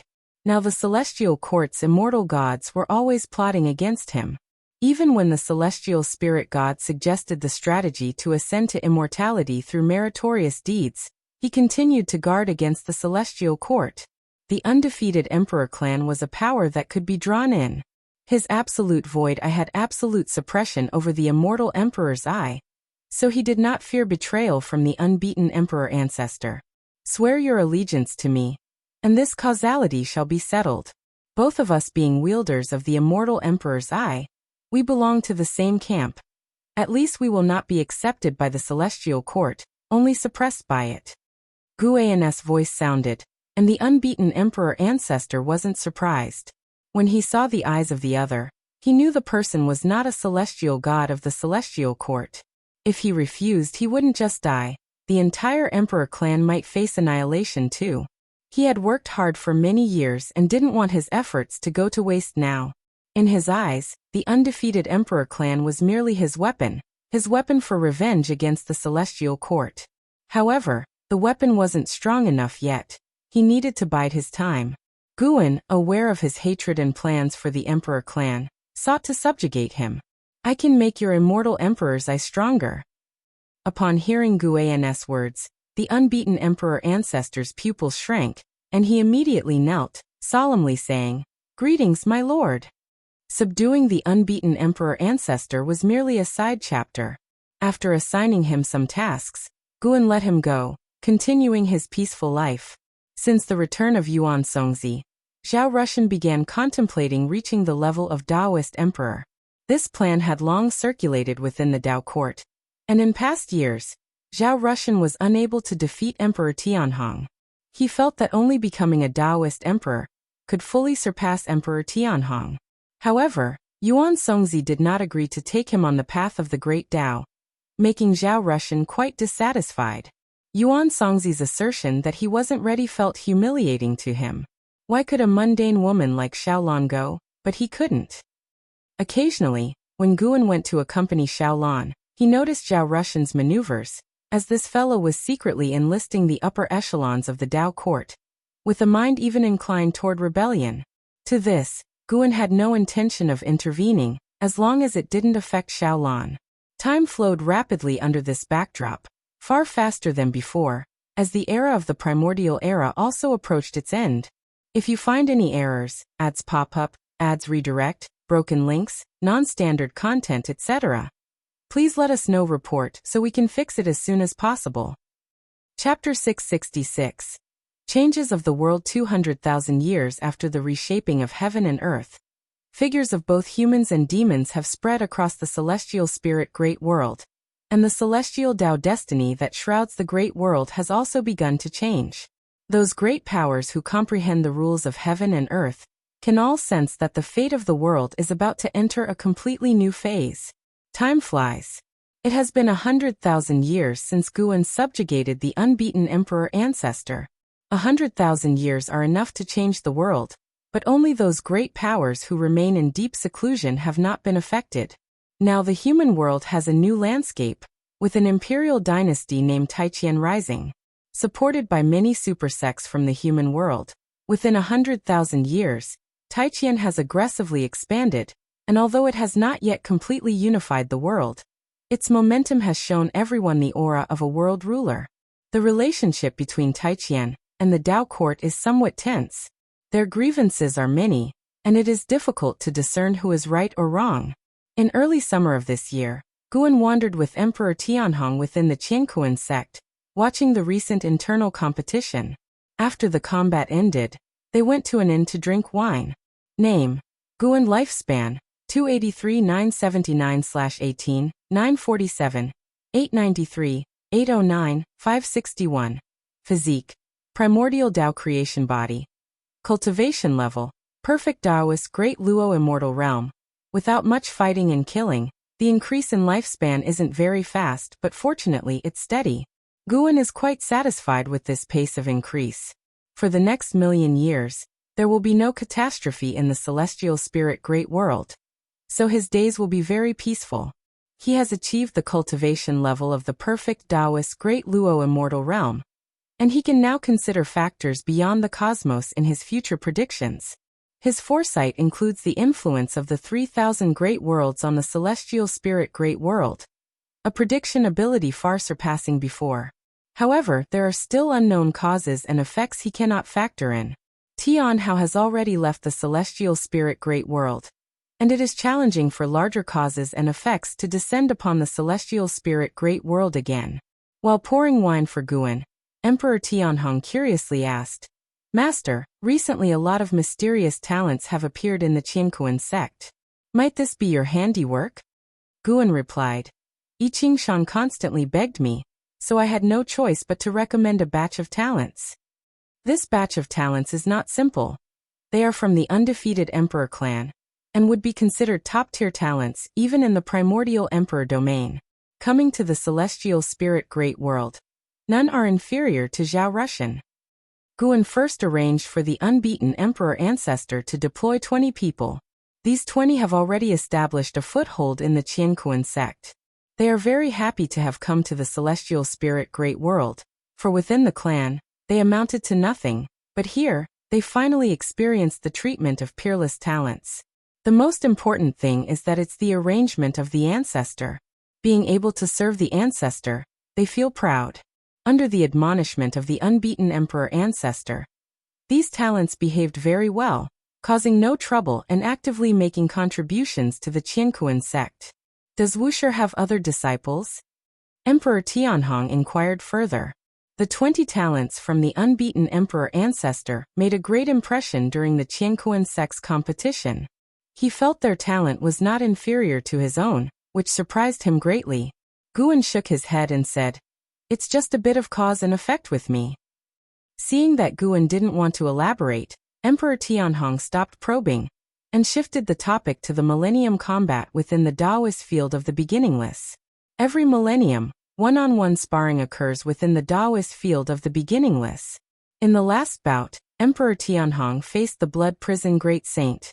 He unexpectedly lost to the Blood Prison Great Saint. This frustrated him greatly. He had thought himself to be the second disciple of Wuxia, yet he was unable to defeat that seeming frivolous ox demon. However, considering the Blood Prison Great Saint was his master's only steed, he felt a sense of relief. Now he just wanted to know what divine skills the Blood Prison Great Saint was cultivating that were so domineering. Guan answered, "Extreme Dao combat technique. It's a Taoist technique I created during my reincarnation. It's a technique distinct from divine skills, very difficult to cultivate, and even he has only barely entered the Tao. The Extreme Tao combat technique is a Taoist technique created by the Extreme, and among all the disciples, only the battle spirit of the Blood Prison Great Saint is qualified to cultivate the Extreme Tao combat technique." Hearing this, Emperor Tianhong mused deeply. He found that his master had many inheritances, and each disciple cultivated different paths, with no repetition. So he dared not ask his master to teach him the Extreme Tao combat technique. He believed the Taoist technique passed to him by his master was not weak, only he had yet to reach the grand achievement to unleash its true power. "After this internal competition ends, do me a favor by going down the mountain to Taijian, find someone and teach him the method of cultivating immortality. and give him a new name, Tai. Guan looked at the street outside the window and said softly. As he spoke, he handed Emperor Tianhong a jade pendant, which would guide Emperor Tianhong to find that person. Emperor Tianhong took the jade pendant and asked, "To what extent should I teach him? And do I need to bring him back?" Guan replied, "It's up to you, at least ensure he has the power to defend himself. There's no need to bring him back, nor should you take him as a disciple or reveal the name of Wushi." This instruction made Emperor Tianhong even more interested in that person. The internal competition of the Qiankuan sect will last several months, as the sect's establishment is vast, with many talented disciples participating. The final 30 winners will go to the Dao court together to compete in the Magic Battle Conference, which symbolizes the highest talent in the world. The Millennial Heavenly Pride Magic Battle Conference is regarded as the most premier event between heaven and earth, and the rivalry of talents will bring unimaginable benefits to the sects backing them. It is truly a case of one person achieving Dao, elevating everything related to them. After the Qiankuan sect's competition ended, Emperor Tianhong set off. Guan, however, went to the hidden spirit palace under the sea. Chen Chuan's parents, Su Ling and Chen Luo, had long departed, and they joined Chen Chuan to develop the sword sect together. Without further curses, Guan naturally paid less attention to them. Even though Chen Chuan was Xiao Chuan's reincarnation, Guan had already given enough care to his parents, with no need to keep watching all the time. The hidden spirit palace was desolate, with arrays of medicine gardens planted in front of the palace. The distribution was simple, and the colors pieced together gave off a bizarre sense of beauty. The deep-sea dragon carp opened its eyes, and saw Guan harvesting medicinal herbs. It immediately stood up. Sarthiaval Fire. Net website on Google to access chapters of novels early and in the highest quality. Now it had the cultivation of a divine immortal of wondrous dharma. Its temperament had become more mature than before, yet in its simple white robe with long hair reaching the ground, it still exuded a feminine grace. Although it still had the appearance of a feminine grace outwardly, it already understood the difference between genders. After cultivating in the hidden spirit palace for more than 200,000 years, it also harbored greater ambitions in its heart. "Master, when will you let me adopt a few disciples to relieve my boredom?" The deep-sea dragon carp came beside Guan, asking cautiously. Since Chen Luo and his spouse left, it felt lonely, often having no one to talk to. Guan ignored its sigh, knowing well what it was thinking, and said, "Once you reach the Zizai immortal realm, I will permit you to travel for 1,000 years to personally select and bring back 9 disciples." Zizai immortal? The deep-sea dragon carp's expression changed slightly, indicating it might take another 1,000,000 years. But thinking about its grand ambitions, it felt that even achieving the cultivation of the Freedom Realm was far from enough, and being able to cultivate 9 disciples in the Zizai immortal realm would greatly aid its future vast undertaking. "Thank you, Master." The deep-sea dragon carp immediately bowed, thanking Guan. "If you find any errors, ads pop up, ads redirect, broken links, non-standard content, etc., please let us know. Report so we can fix it as soon as possible." Chapter 667. Taiwei Divine Court Guan did not look at the deep-sea dragon carp. He continued to pick the medicinal herbs. His heart was filled with emotion. As the disciples' time in cultivation grows longer, their hearts too begin to nurture ambitions. This is quite normal, for cultivation is indeed pursued with some goal. Guan would not restrain the disciples for a lifetime. With his promise to the deep-sea dragon carp, the fate of the deep-sea dragon carp changed. Long in the future he would unify the ocean demon clans of the celestial spirit great world, even transform into a dragon, establish the Dragon Palace, and would engage in an epic-changing battle with the immortal cultivation realm on the continent. Seeing scenes of the future, Guan did not think it was a bad thing. Such conflicts are the choice of heaven and earth. Without the deep-sea dragon carp, someone else would do it. He could not claim that all wars are absolutely evil. It is worth mentioning that when that great calamity comes, the deep-sea dragon carp will also face a Wushiji disciple, only that the two sides do not know each other. The deep-sea dragon carp did not know that Guan was peering into his future, and he meticulously followed Guan, narrating his recent cultivation confusions, which Guan addressed one by one. His upbringing of the deep-sea dragon carp was not inferior to that of the Wushiji disciple. After all, the deep-sea dragon carp had been independently managing the medicine garden of the hidden spirit palace with great merit. The deep-sea dragon carp was in the realm of the divine immortal of wondrous Dharma, while the disciples within the Taoist field of the beginningless had the lowest cultivation level, also being in the divine immortal of wondrous Dharma realm. Among them an Exian and the blood prison great saint had already crossed into the Tao void profound immortal realm, reaching the divine thought true immortal realm. Although their strength could not yet be considered great, Guan was still satisfied with their growth speed. After all, not everyone could be as favored as him. Even the most exceptional talent requires a long time to accumulate cultivation.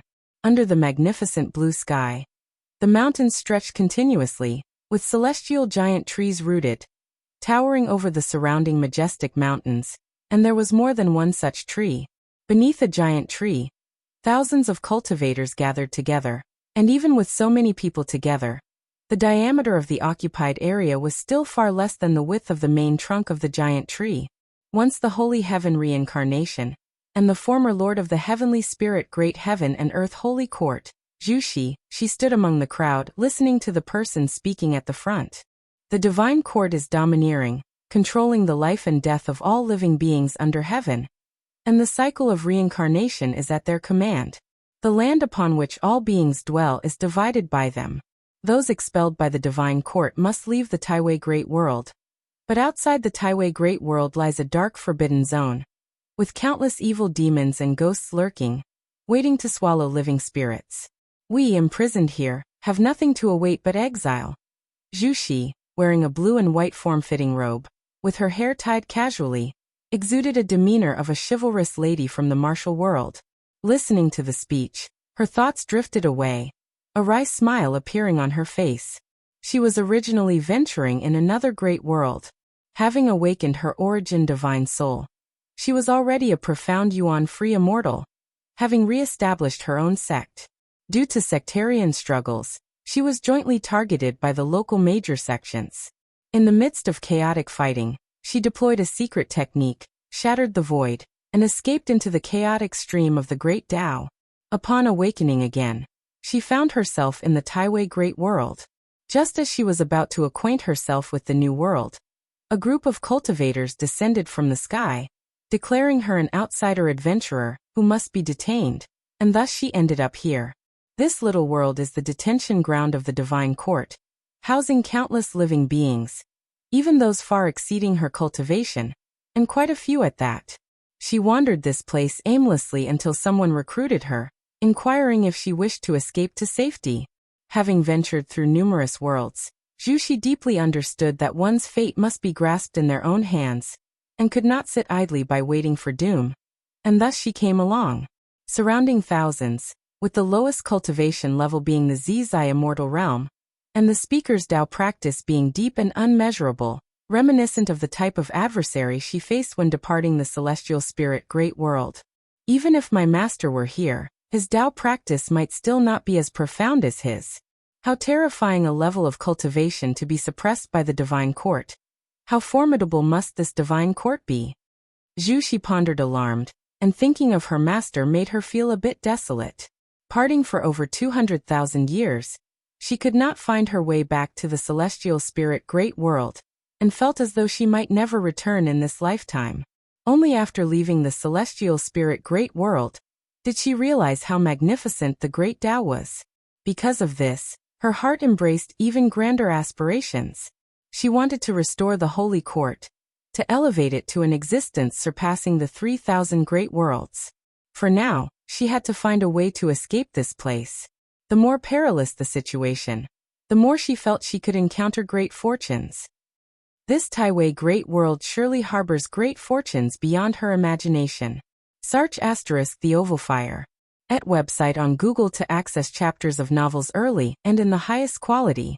Do you suppose what his cultivation level might be? A voice suddenly reached Zhu Zai's ears, causing her to turn her head. A handsome man came beside her, his face smiling, in stark contrast to the grave expressions on the faces of those around. How high? Zhu Xi inquired. The handsome man smiled and said, "He is an innate golden immortal, above the heaven-encompassing free immortal." Zhu's eyes pupils suddenly dilated. In the previous great world, she had heard of the legends of innate golden immortals, and she never expected to encounter one in a place like this. The handsome man continued, "In this place, there are dozens of innate golden immortals. Do you know the realm of the divine court cultivator guarding this place?" "What is the realm?" "That one's realm is the heaven-balancing golden immortal realm. Above the innate golden immortal, with 100 innate golden immortals under him, suppressing this place, while within the divine court, the heaven-balancing golden immortal is far from the summit." His words made Zhu Xi furrow her brows tightly, feeling a sense of despair. With such a vast gap in cultivation, how could she escape? No matter how it seemed, the upcoming actions of this group would all result in failure. The handsome man looked at Zhu Xi and said with a faint smile, "I have a way to get you out of here." Zhu Xi frowned, cautiously asked, "We are strangers. Why are you assisting me?" The handsome man grinned. "You bear the karma of the celestial court. It seems you are related to some celestial being from the celestial court." Zhu's eyebrows knitted even tighter. "Don't overthink it, I was planning an escape anyway. Seeing you have such karma, I'd take you along." The handsome man shrugged, wearing a carefree smile. Zhu Xi deliberated and thought it prudent to first test him, so she said, "I am called Zhu Xi, and may I know your honorable name, fellow Taoist?" The handsome man replied, "I am named Meng Lang." Meng Lang? Such a common name. Zhu Xi had encountered many bearing this name in various places. She glanced around, puzzled, and asked, "It seems others can't hear our conversation?" The handsome man named Meng Lang smiled. "Naturally, since we are conspiring to escape, how could it be broadcast? What do you intend to do? Are you also a heaven-balancing golden immortal?" Zhu Xi looked intently at Meng Lang, seriously asking. Meng Lang shook his head. "A heaven-balancing golden immortal, possessing vast divine skills, I am not." Zhu Xi pursued. "Then are you an innate golden immortal? If you find any errors, ads pop up, ads redirect, broken links, non-standard content, etc., please let us know report so we can fix it as soon as possible." Chapter 668 Trace of the Immortal Gods. It's not an innate golden immortal either. Meng Lang replied, causing Zhu's eyebrow to furrow again, feeling a bit disappointed. The reason she didn't guess above the heaven-balancing golden immortal was because such a transcendent existence couldn't possibly be trapped here. She stared at Meng Lang, hoping he could convince her. What reliance did Meng Lang have that made him think he could help her escape? If he didn't explain clearly, she wouldn't follow Meng Lang.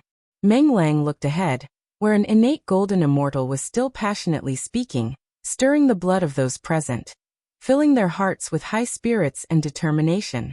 Rather than waiting to die, it's better to fight desperately. The Taiwei Great World is really deep. Meng Lang, who is actually Guan, thought to himself. Guan, having foreseen in the celestial spirit Great World that Zhu Xi was in trouble, came to assist her. He transformed into Meng Lang to avoid getting too involved in karmic entanglements. After arriving in the Taiwei Great World, Guan discovered that several Daoyuo immortals were hidden within this great world, and even some of the world's karma was too profound to calculate. He had heard before that among the 3,000 great worlds, a few had foundations far exceeding other great thousand worlds, and he realized today that it was true. This innate golden immortal had already set up a formation, thinking it would isolate prying eyes, facilitating the stirring of hearts, but little did he know, a Taiqing golden immortal was watching him at this moment. Yes, not a heaven-balancing golden immortal, but a Taiqing golden immortal standing above the heavens, toying with 2 pearls in his hand, his expression so cold, and his eyes reflecting the scene of Zhu Xi and others gathering together. If Guan didn't intervene, Zhu Xi would follow these people to escape, only to be caught by the Taiqing golden immortal, brought back to the dojo, and finally refined into a ghost artifact. Moreover, Guan felt the presence of an immortal god in the depths of the divine court in the Taiwei Great World, stronger than the Tai immortal monarch, forcing him to speculate about the relationship between the Taiwei divine court and the celestial court. "If you don't make it clear, I can't go with you. Who exactly are you? And what backing do you have to help me? Zhu Zai's voice interrupted Guian's thoughts. Guan smiled and said, "Don't ask so much, just watch." Zhu Shi frowned upon hearing this. Just as she was about to say more, the speaking innate golden immortal suddenly burst forth with a strong momentum, drawing her attention. "Everyone, once the escape plan is confirmed, it should not be delayed. We can kill our way out right now. I will open up a tunnel, but it's uncertain where this tunnel will lead. Most likely, it will lead inside the divine court, and we'll have to improvise afterward." The innate golden immortal said while casting spells, drawing circles with his hands, and a black hole appeared in front of him, rapidly expanding, surrounded by intertwining time-space lightning, its darkness making one shiver, appearing so terrifying. Once the black hole stabilized, he entered it first, followed closely by others. Some hesitated, but seeing those ahead entering, they gritted their teeth and followed. Zhu Shi was about to ask Guan, only to see Guan follow too. This made her feel absurd. Was this person's plan to follow these people? Then what was the meaning of everything he said before? Without him, she would have followed too. Zhu Shi cursed a few words in her heart and also chose to follow. She came behind Guan, staring at his back with an unfriendly look. If looks could kill, Guan would probably have turned to dust by now. The two stepped into the black hole one after the other. As soon as they entered the black hole, Zhu Zai's vision was swallowed by darkness, and even her divine sense couldn't see. But fortunately, she could feel the surge of spiritual energy, and she could also hear Guan's footsteps ahead. "Is this your plan? Without you, I would have followed him," Zhu Shi said through gritted teeth, her tone very displeased. Guan's voice followed. "The real trouble starts after we get out. Without me, you will undoubtedly die." These words left Zhu Shi uncertain and apprehensive. She could only hold her confusion in check and remain vigilant.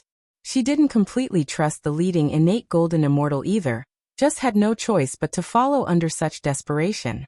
They moved quickly, and Zhu Shi clearly felt the spiritual energy along the way growing richer. This indicated they were getting closer to the exit. Zhu Shi grew more nervous, beginning to imagine what they might encounter after escaping. A while later, light finally appeared ahead, and Zhu Shi heard the voices of the people around her, most of whom felt pleasantly surprised, not expecting to truly escape that suppressed place. As the light in front grew brighter, Zhu Shi gradually saw Guan's back. For some reason, she felt a sense of déjà vu, as if she had seen this person's back somewhere before. Soon, she followed Guan into a bright light, her divine sense instantly recovered. She sensed the people ahead stopping all at once, and she also halted her steps. She opened her eyes and looked ahead, her face instantly freezing. Not just her, the other escaping individuals also looked forward in disbelief. Ahead was a vast and boundless forest, like another world. Only everyone's gaze was focused above the forest. Above the sea of clouds, countless figures in purple armor stood on the clouds, each holding a divine weapon. Sweeping the eye over them, one couldn't count how many there were. The vast army exuded a suppressive momentum. The leading innate golden immortal's face turned ashen, as if he hadn't expected so many enemies waiting outside. "Your Highness, you are the crown prince of the divine court. Why commit treason?" A voice rang out across the heavens, causing a commotion among the escapees, who hadn't expected this innate golden immortal to be the crown prince of the divine court. Zhu Shi frowned deeply, feeling only dread. Clearly, she had been swept up in a larger karma, where if she hadn't been incited earlier and stayed in the place of guardianship, she wouldn't be facing such trouble now. The innate golden immortal took a deep breath, stepped forward and shouted loudly, "General Zhu, you are the eternal divine general of the divine court, protecting the great world many times, and all living beings revere you. But now the divine court has become a lapdog of the immortal gods. In the last 1,000,000 years, how many innocent lives have been lost to the divine court's offerings to the immortal gods? Can you really remain indifferent?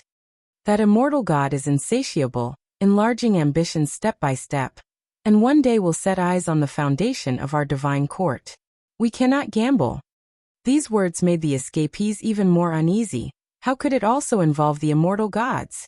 Even in the Taiwei Great World, immortal gods were nothing but elusive legends.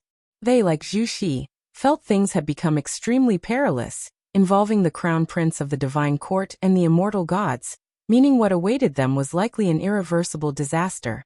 Zhu Xi turned to look at Guan, noticing not a trace of tension on his face, which only piqued her curiosity even more about how this person planned to lead her out.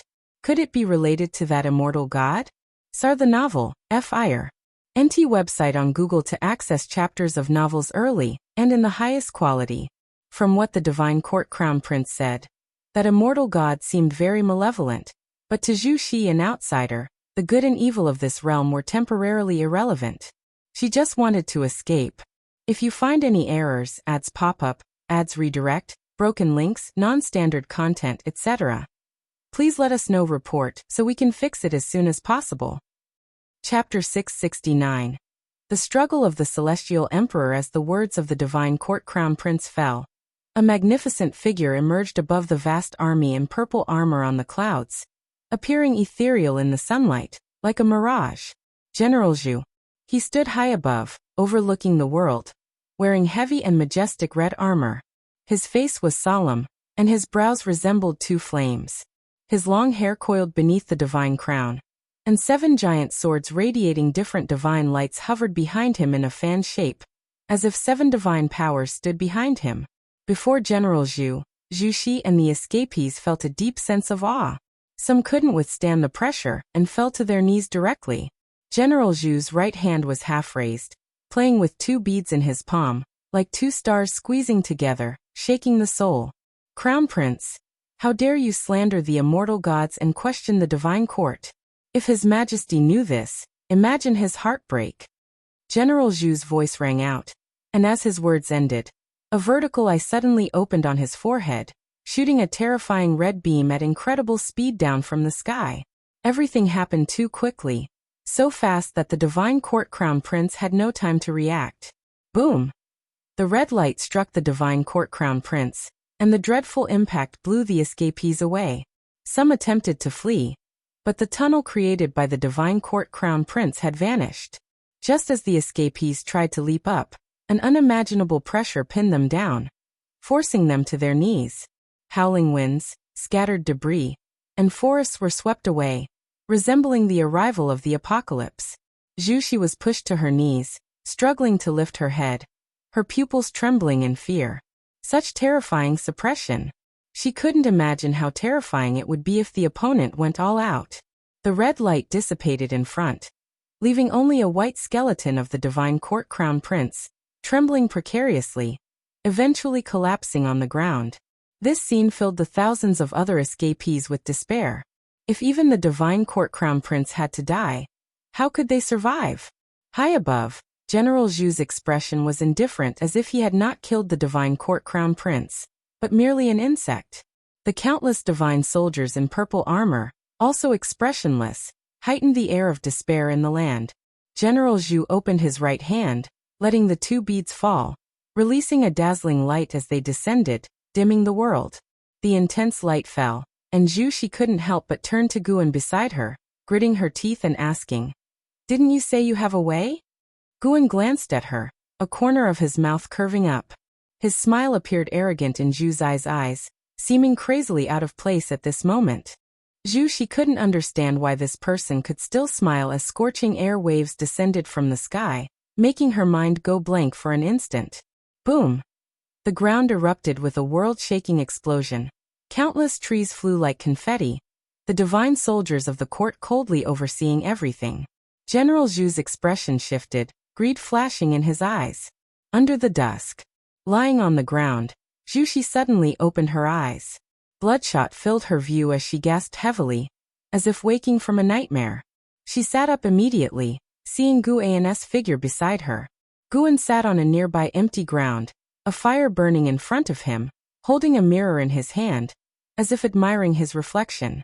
Zhu Xi gathered her thoughts, instinctively looking around, finding herself on a cliff, distant mountains stretching endlessly, the ridges draped in afterglow, beautifully desolate. Did we escape? Zhu Xi looked at Guan, asking nervously.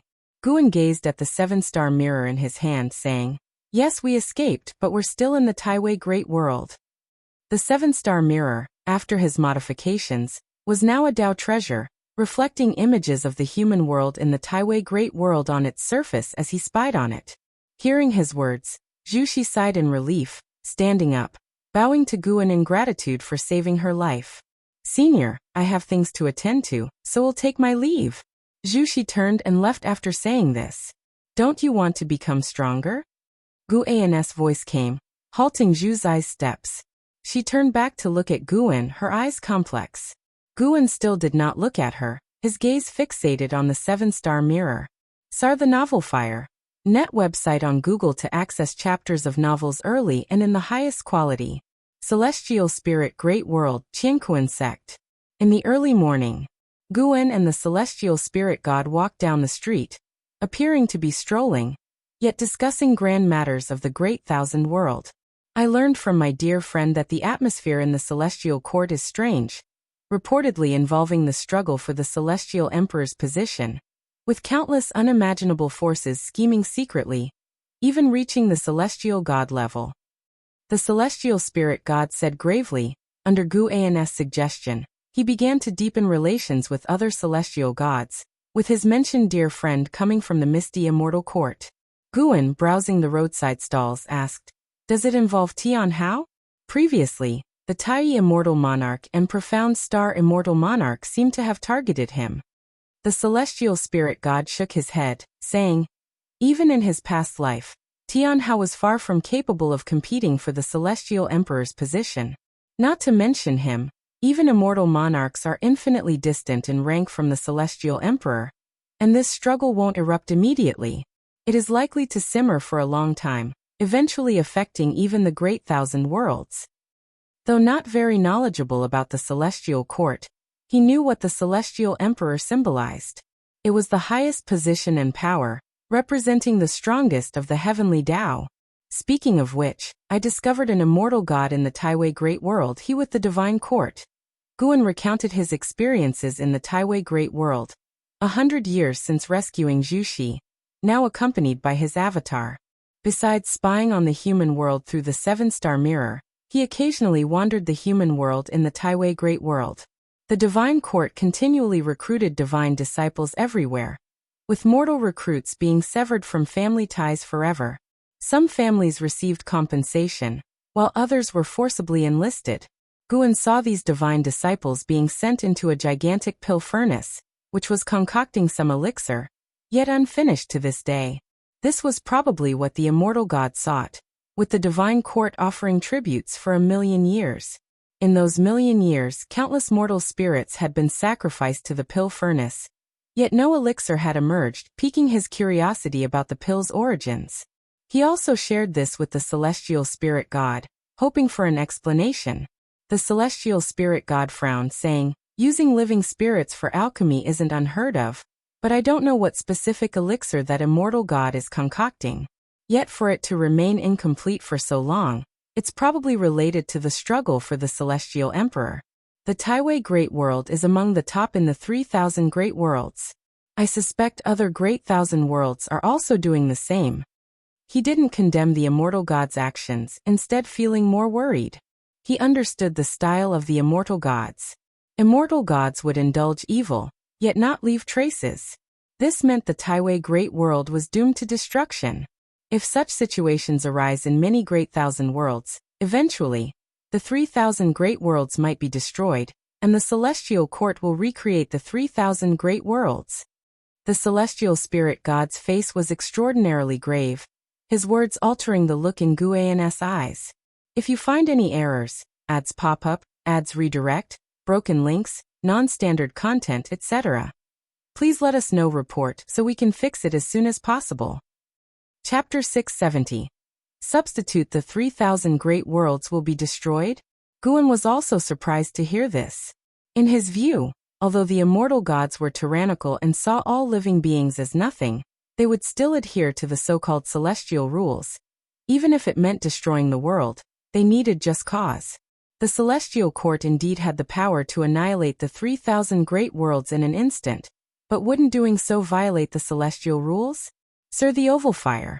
Website on Google to access chapters of novels early and in the highest quality.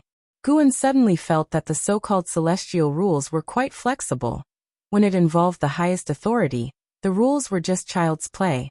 What do you think we should do? The celestial spirit god looked at Guan and asked seriously. The celestial gods guarding the great thousand world had begun to take action, seeking a way out. To them, the great thousand world represented divine authority. If the great thousand world were lost, their positions would be destabilized, and their cultivation would suffer backlash. The celestial gods see all living beings as ants, just as the supreme beings of the celestial court see the celestial gods as ants. Guan stopped walking, glanced at a few spirit beasts squatting in front of a street stall, and replied, "Let things take their natural course. Before anything happens, the only thing you can do is cultivate diligently." The celestial spirit god had no choice but to give up after hearing this. Thinking about Guan's unfathomable cultivation level, he felt that when the catastrophe of the fight for the celestial emperor broke out in the celestial spirit great world, his predicament might not be as difficult as it seemed now. He then continued to recount his experiences from a recent journey, and Guan listened attentively. Their conversation was only audible to them, and even while walking down a busy street, they didn't attract any attention. After spending half a day exploring the Qiankuan sect, the celestial spirit god returned through the world gate. Guan continued to wander around the city. With the joining of 20 geniuses from the undefeated emperor clan, the Qiankuan sect was thriving, reaching an unprecedented period of prosperity. The top genius Yuan Luo continuously enhanced its reputation outside, attracting more people to come and seek guidance. At dusk, Guan carried a wine gourd in his hand. He stopped drinking while watching the commotion. The disciples on the street were observing a conflict between two young male disciples. One of them, once a genius, had been crippled during training outside, and was now enduring humiliation from the other disciple. The other disciple was a descendant of an elder within the sect, which meant no one dared to step forward to intervene. Guan had no intention of getting involved. Watching the scene unfold, he reflected deeply. For the disciples of the Qiankuan sect, the sect represented the whole martial world. For the people of the world, the heavens were vast and boundless, unaware that the great thousand world was as insignificant as dust to certain beings. Guan pondered the path he wanted to take and what rules he should follow. He believed he could find his true self amidst the turmoil, for he had risen from the depths. Time ebbed away, and 400 years passed. In a valley, Zhu Xi, dressed in black, stood on the surface of the lake, holding a long sword with its blade horizontal in front of her as she closed her eyes. Guan lay on the grass by the lake, holding the seven-star mirror, peering into the scenes of the human world within the Taiwei Great World.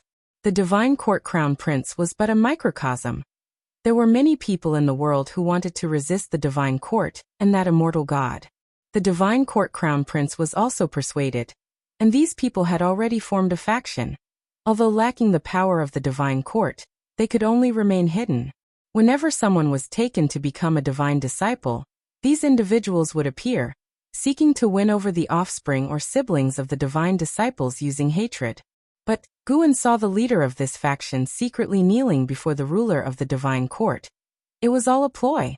The divine court's control over the Taiwei Great World was too deep, and for this great thousand world to overthrow their rule was extremely difficult.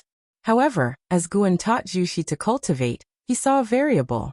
Zhu Xi would stand in opposition to the divine court. Once she could deal with that immortal god, she could replace the divine court. Boom. A vast sword intent blew from the lake's surface, causing a gust of wind that stirred the flowers and grass, creating a green wave around Guan. Guan slowly sat up and tucked the seven-star mirror into his arms, turning his gaze to Zhu Xi on the lake. Zhu Xi still held her sword. Her sword intent materialized into thousands of silver stars floating above the lake, creating a beautiful and fantastical scene. Her dress billowed, and her long hair flowed, exuding an otherworldly aura. Finally entered the Tao, did you? This speed truly deserves the saint heavenly aptitude. Guan thought to himself silently. Zhu Zai's previous life was as Shengtian, unrivaled and symbolic of the strongest talent in one great thousand world.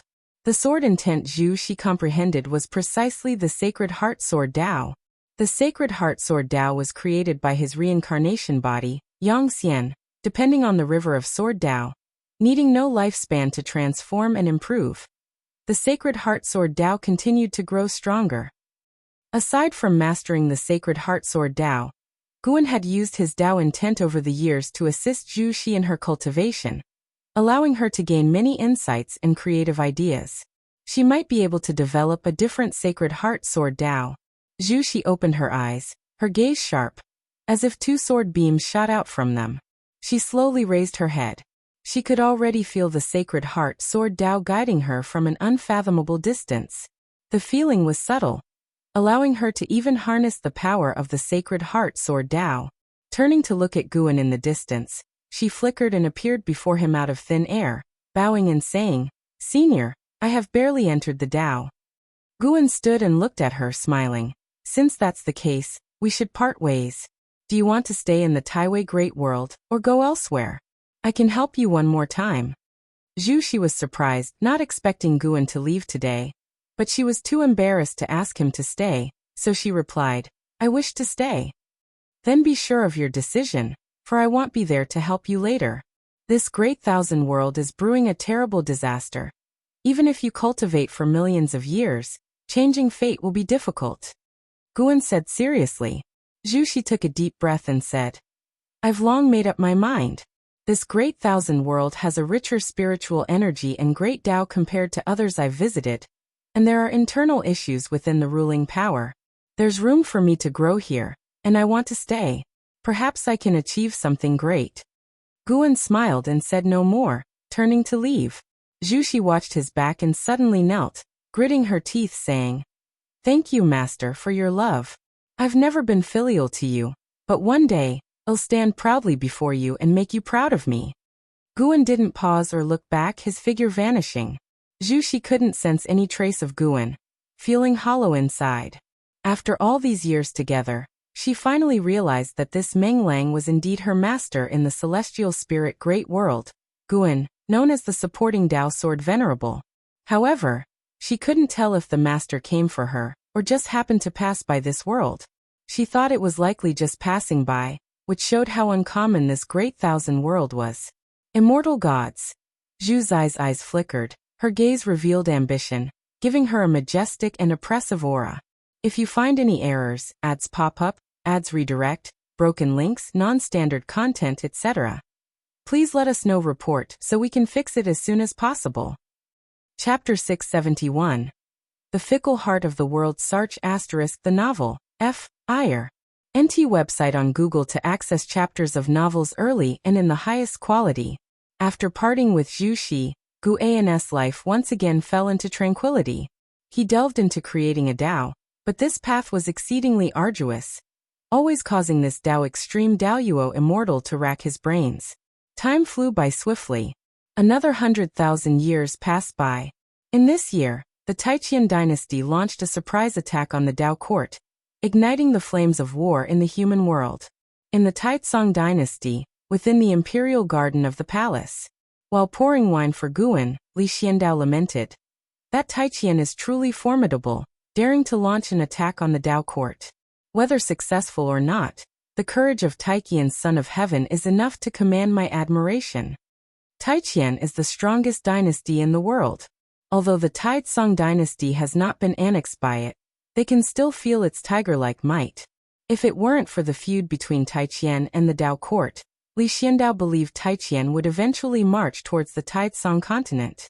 Guan toyed with the jade statue gifted by Li Xiandao, smiling as he said, "What, does your majesty also wish to emulate Taiqian?" He had once visited Taiqian for leisure, and from top to bottom, Taiqian was infused with a belligerent spirit. The reason for waging war against the Tao court was not due to any grudges, but was a means to achieve a dominion through borrowed animosity. Behind Taiqian stood numerous powerful sects, which was the source of their confidence.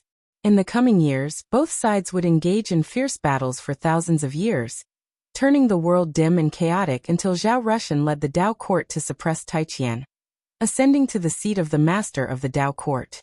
Thus, the primordial era came to an end. Following this began what would be known as the Ancient Era, a period far more prolonged than the primordial era. The final battle of the ancient era would plunge the human world into desolation, ushering in the ancient period.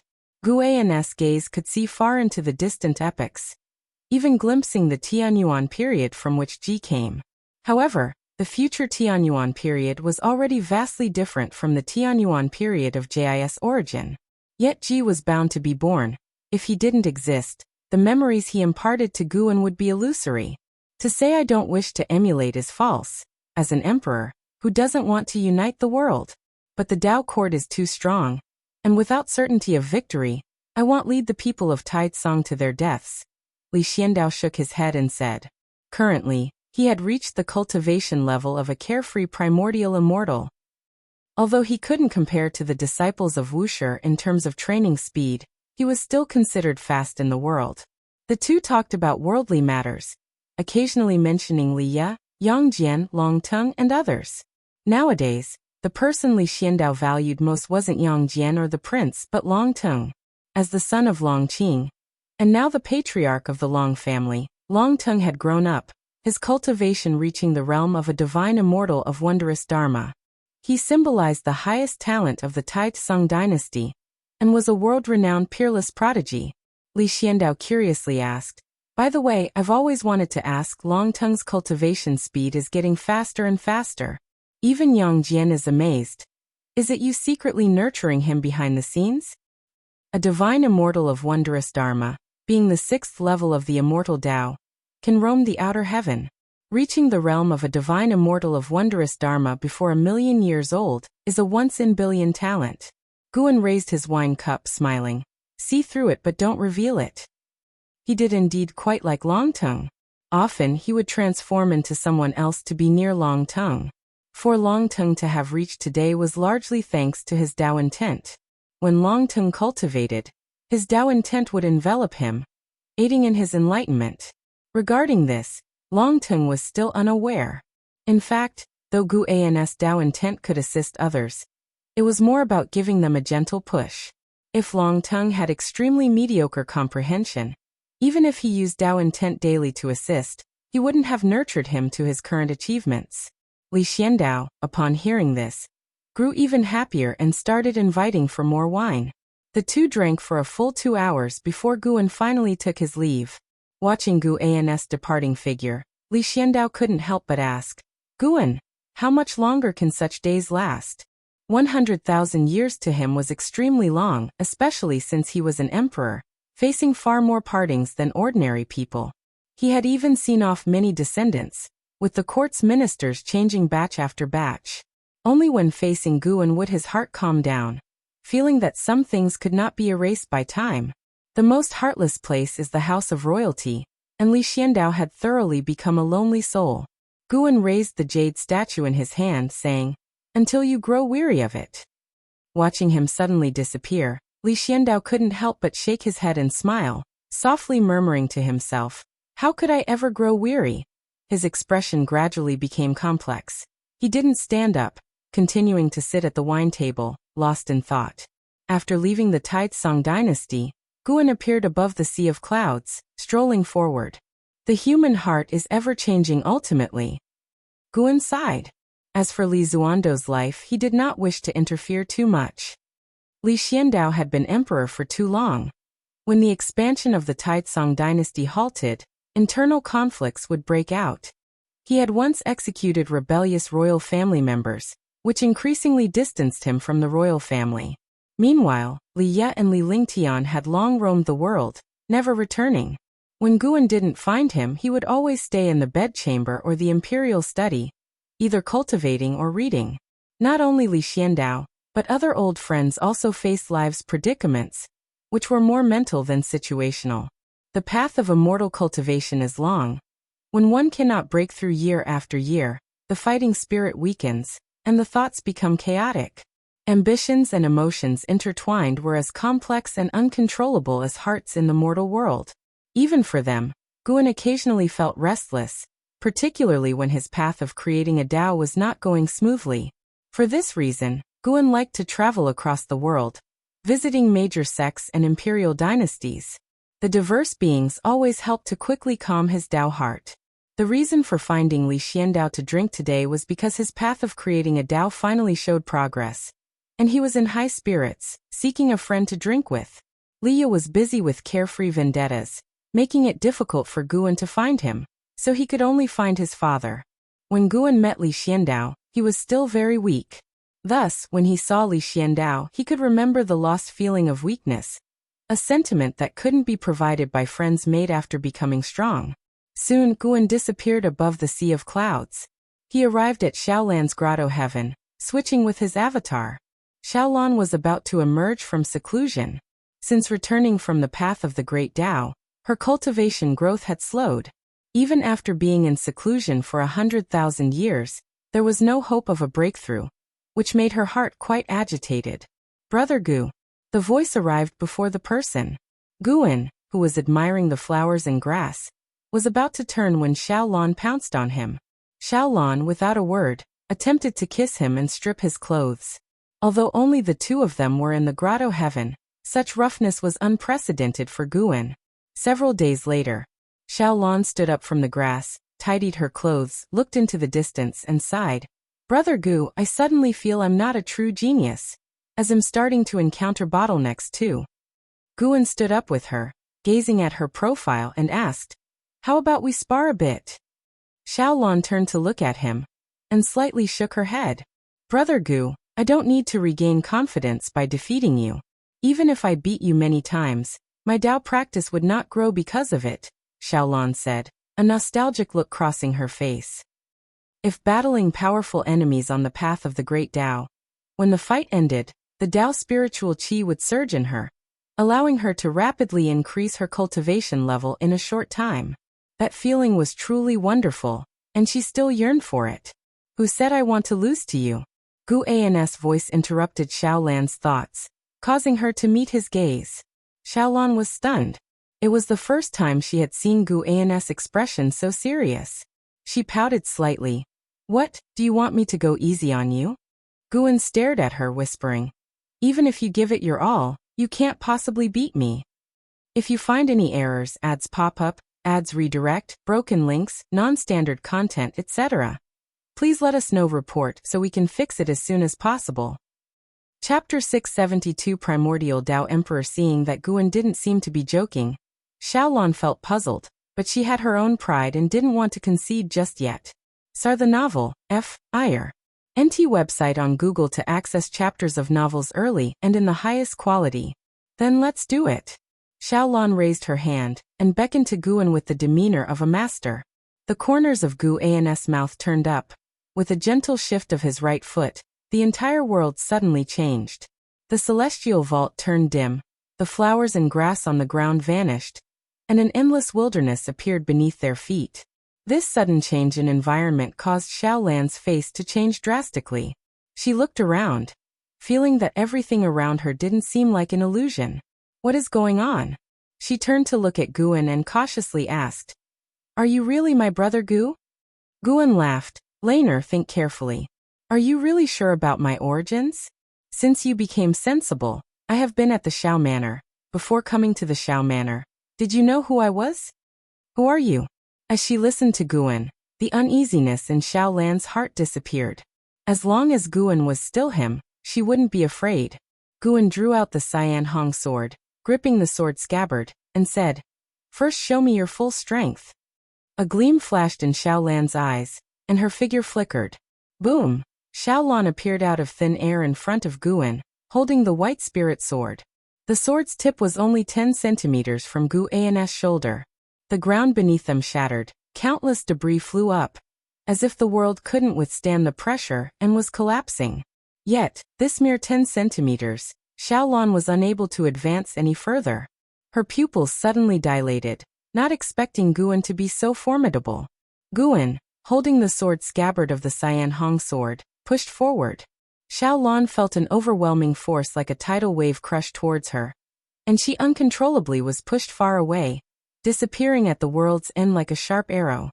Along the way, Xiaolan shattered dozens of massive mountains, leaving a long trail of dust and rock floating in the air, an especially magnificent sight. Xiaolan quickly emerged from the swirling dust, not looking the least bit disheveled. Around her was visible chi force, her eyes filled with fear as she looked in Gu An's direction. At that moment, she had a terrifying feeling as if facing death. The earth and mountains quaked violently, raising a dust storm that covered the sky. Amidst the vast dust waves was a figure rapidly ascending. Unmistakably, Guan Xiaolon could feel Guan's gaze. She no longer cared why Guan was so powerful. She immediately raised her sword, and soared intense sword to the sky, sword shadows appearing around her, rapidly increasing and expanding their range. In the blink of an eye, the sword shadows covered thousands of miles around. An endless sea of sword shadows rose along with Xiaolan's sword, resembling a cluster of stars heading toward the cosmos. The sword chi formed tails like the rise of auroras, splendid to the extreme. Xiaolan swung her sword at Guan, and the sword shadows from all directions followed suit. Every sword shadow unleashed sword chi that shook heaven and earth, unstoppable. The ground trembled, the celestial vault ripped apart. In this overwhelming sword chi, everything appeared fragile. Guan did not use any divine skills. He flew straight toward Xiaolan. Speed increased dramatically, like a bolt of lightning, tearing through the sea of sword chi between heaven and earth, making it seem as though the celestial vault was split in two. Clang! Xiaolan's white spirit sword blocked Guan's sword scabbard, and at that moment, she felt her chi blood surging, extremely uncomfortable. She looked at Guan and found his expression so indifferent, his eyes devoid of any emotion. Such an expression deeply provoked Xiaolan. She leapt, disappearing in front of Guan, and reappeared behind him. Xiaolan summoned 72 large flags, quickly surrounding Guan. Almost instantly, a formation was set, and thousands of thunders erupted, intertwining around Guan. Guan slowly turned around, and as soon as the lightning was about to touch him, it vanished directly, creating an unapproachable area around him. Xiaolan's expression changed slightly. She stored the white spirit sword into her storage pouch, and cast spells with both hands. The lightning changed color, transforming into purple thunder like dragons or snakes, crazily attacking Guan. The formation's light also surged, illuminating the entire world. "Is this all you can do?" Guan's voice echoed, causing the fighting spirit in Xiaolan's eyes to surge. Boom! Boom! Boom! The world roared. The land continuously shattered, rocks soaring into the sky, and the dim celestial vault began to warp, seemingly unable to bear such a massive battle. An hour later, amidst the ruins, Xiaolan half knelt on a large rock, one hand gripping the white spirit sword to support her body. Her hair was disheveled, her robes torn and dirty, looking extremely bedraggled. She struggled to lift her eyes and saw Guan descending from the sky, hovering in front of her. In comparison, Guan seemed untouched by the battle. There wasn't a speck of dust on him, nor any sweat or bloodstains on his face. "How is my strength?" Guan asked. Xiaolan pouted. "Very strong, I can't beat you." After the shock, she felt somewhat aggrieved. A few days ago, everything was so sweet, yet today he was so stern. Guan smiled and said, "As long as you can defeat me, you can become a Taoist emperor. I can teach you cultivation." Upon hearing this, Xiaolan looked at him, struggled to stand up, and asked, "Have you been to the path of the great Tao?" "I've been there." "Then why did you pretend to be so curious when I talked to you about the path of the great Tao before?" Xiaolan said with a grievance, feeling as if she'd been toyed with. Guan said, "I went there in a past life. Everyone has their past life, you do too. If you wish, I can help you restore your past life memories now." Xiaolan furrowed her brows and asked, "What realm are you exactly? Why are you hiding your cultivation level? Are you?" She wanted to ask if Guan was sincere with her, but felt it was a question she couldn't voice. Guan smiled. "I can't tell you my realm for now. When you exceed me, you'll know. As for hiding my cultivation level, it's because I don't want to cause trouble. I like peace and quiet. You should understand my nature. As for whether I'm sincere with you, you needn't doubt it. When I went to Xiao Manor back then, it was for you." Xiaolan furrowed her brows even more. She was no longer the innocent girl she once was. She only appeared naive in front of Guan. "Is it because of my past life?" Xiaolan asked. Guan nodded. Xiaolan fell silent. Hearing her inner voice, Guan said comfortingly, Regardless of past or present life, you are you, only with different memories. If I cared only about your past self, I would have restored your memories long ago. Xiaolon took a deep breath and asked, "Can you help me become a Taoist emperor?" Guan landed in front of her and answered, "I can, but I can also guide you on another path, one not inferior to becoming a Taoist emperor." "What path?" "Primordial Tao Emperor." Xiaolan's expression changed. She hadn't heard of this title, but just from the name, it seemed extraordinary. She couldn't help but ask, "Is the Primordial Tao Emperor also a level of destiny?" Guan smiled. "That's right, the path to becoming a Primordial Tao Emperor is different from the Emperor Road. It is not through killing, but through comprehension. If you find any errors, ads pop up, ads redirect, broken links, non-standard content, etc., please let us know report so we can fix it as soon as possible." Chapter 673. The Legend of the Emperor of Eternal Life. If I become the Primordial Tao Emperor, can I defeat the Taoist Emperor? Xiaolon asked the question she was most concerned about. In the years of roaming on the path of the Great Tao, she had witnessed too many prodigies, all of whom were merely competitors of the Taoist Emperor. She couldn't imagine how truly powerful the Taoist Emperor was. Guan replied, "Whether it's the Taoist Emperor or the Primordial Tao Emperor, it's just a boost of destiny. None is absolutely stronger, but becoming the Primordial Tao Emperor, your future will be limitless." This wasn't just idle talk from him. The Primordial Tao Emperor was a path he had forged, and he could use his power to grow infinitely stronger. Sooner or later, the Primordial Tao Emperor would surpass the Taoist Emperor. Becoming the Primordial Tao Emperor would not only evoke Gu An's power of the Great Tao, but also allow enlightenment in Gu An's Tao. The name Primordial was derived from Guan being the primordial Tao creation body. The title of Tao Emperor was simply meant to match the prestige of an emperor. He was inspired by Ji Xiaoyu's title of reincarnation Tao Emperor. One day, he would make the Primordial Tao Emperor a more formidable existence than the Taoist Emperor. Not only his disciples could become the Primordial Tao Emperor.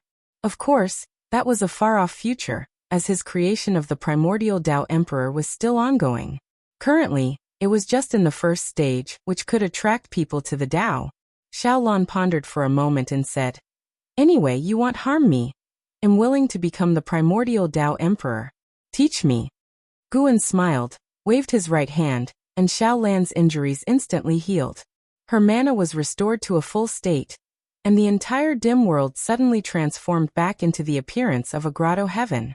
This scene made Xiaolan's eyelid twitch, and she couldn't help but ask, "Was it an illusion realm just now?" "No, it was the real world, created by me." Gu An's answer made Xiaolon secretly alarmed. What level of realm was required to achieve such a degree? "Sit down." Guan lifted his robe and sat down, gesturing for Xiaolon to sit as well. Once Xiaolon sat down, Guan began to teach directly. Sir the Novel Fire.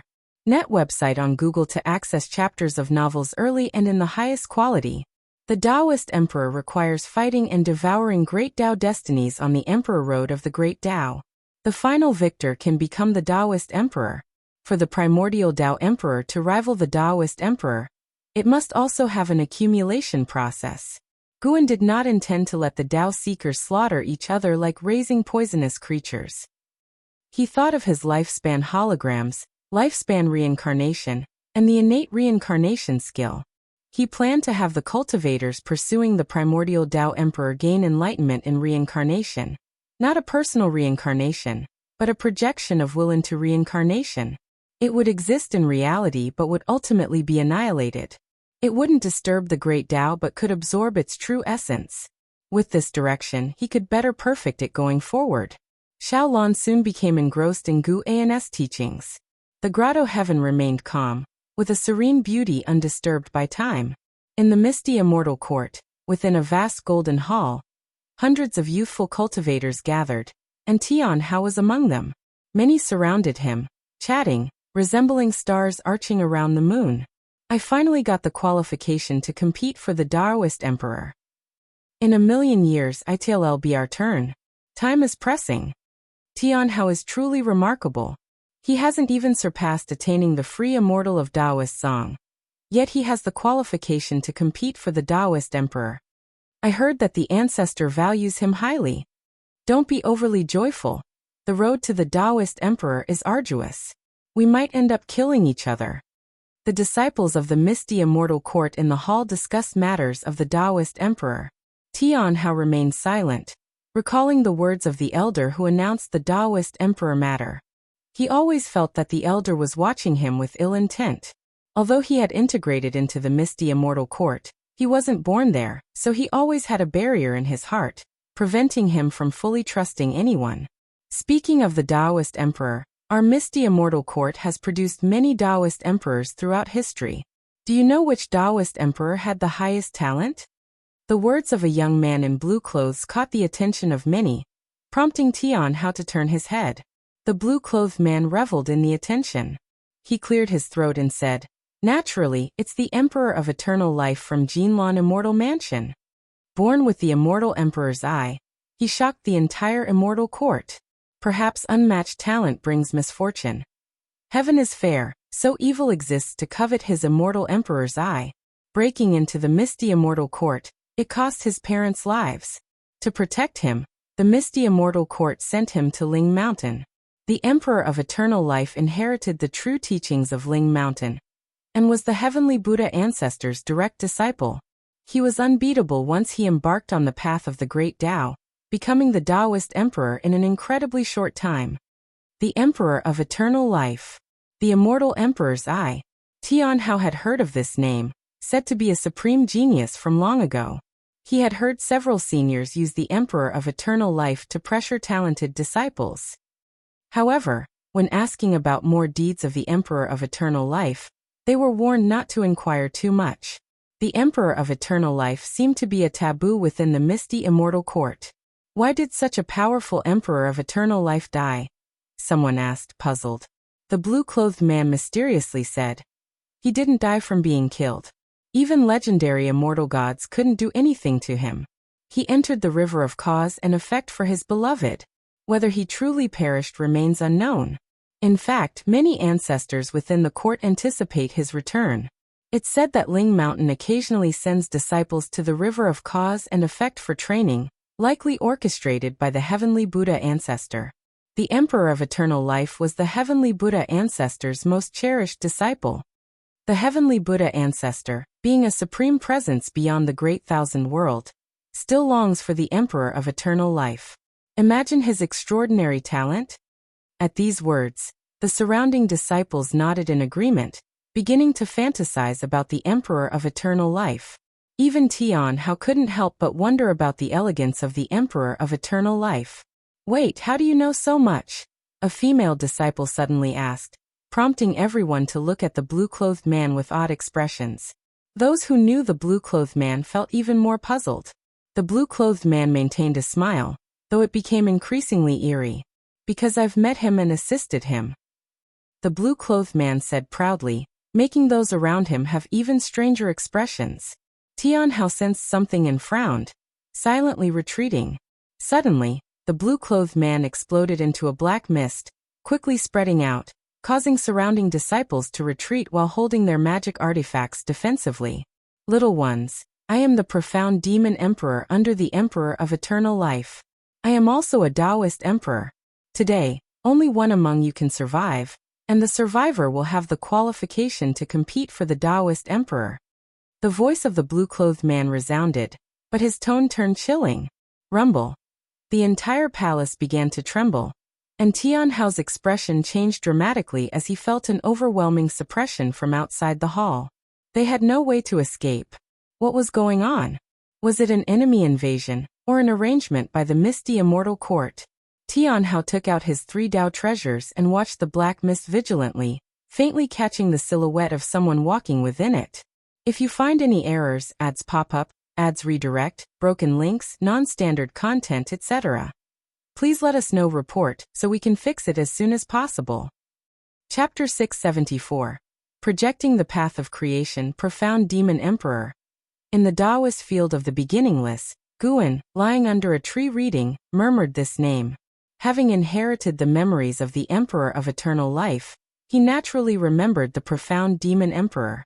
The profound Demon Emperor was the most capable underling of the Emperor of Eternal Life, helping him to manage the Stealing Heaven Immortal sect and search for Fairy Yaoxian.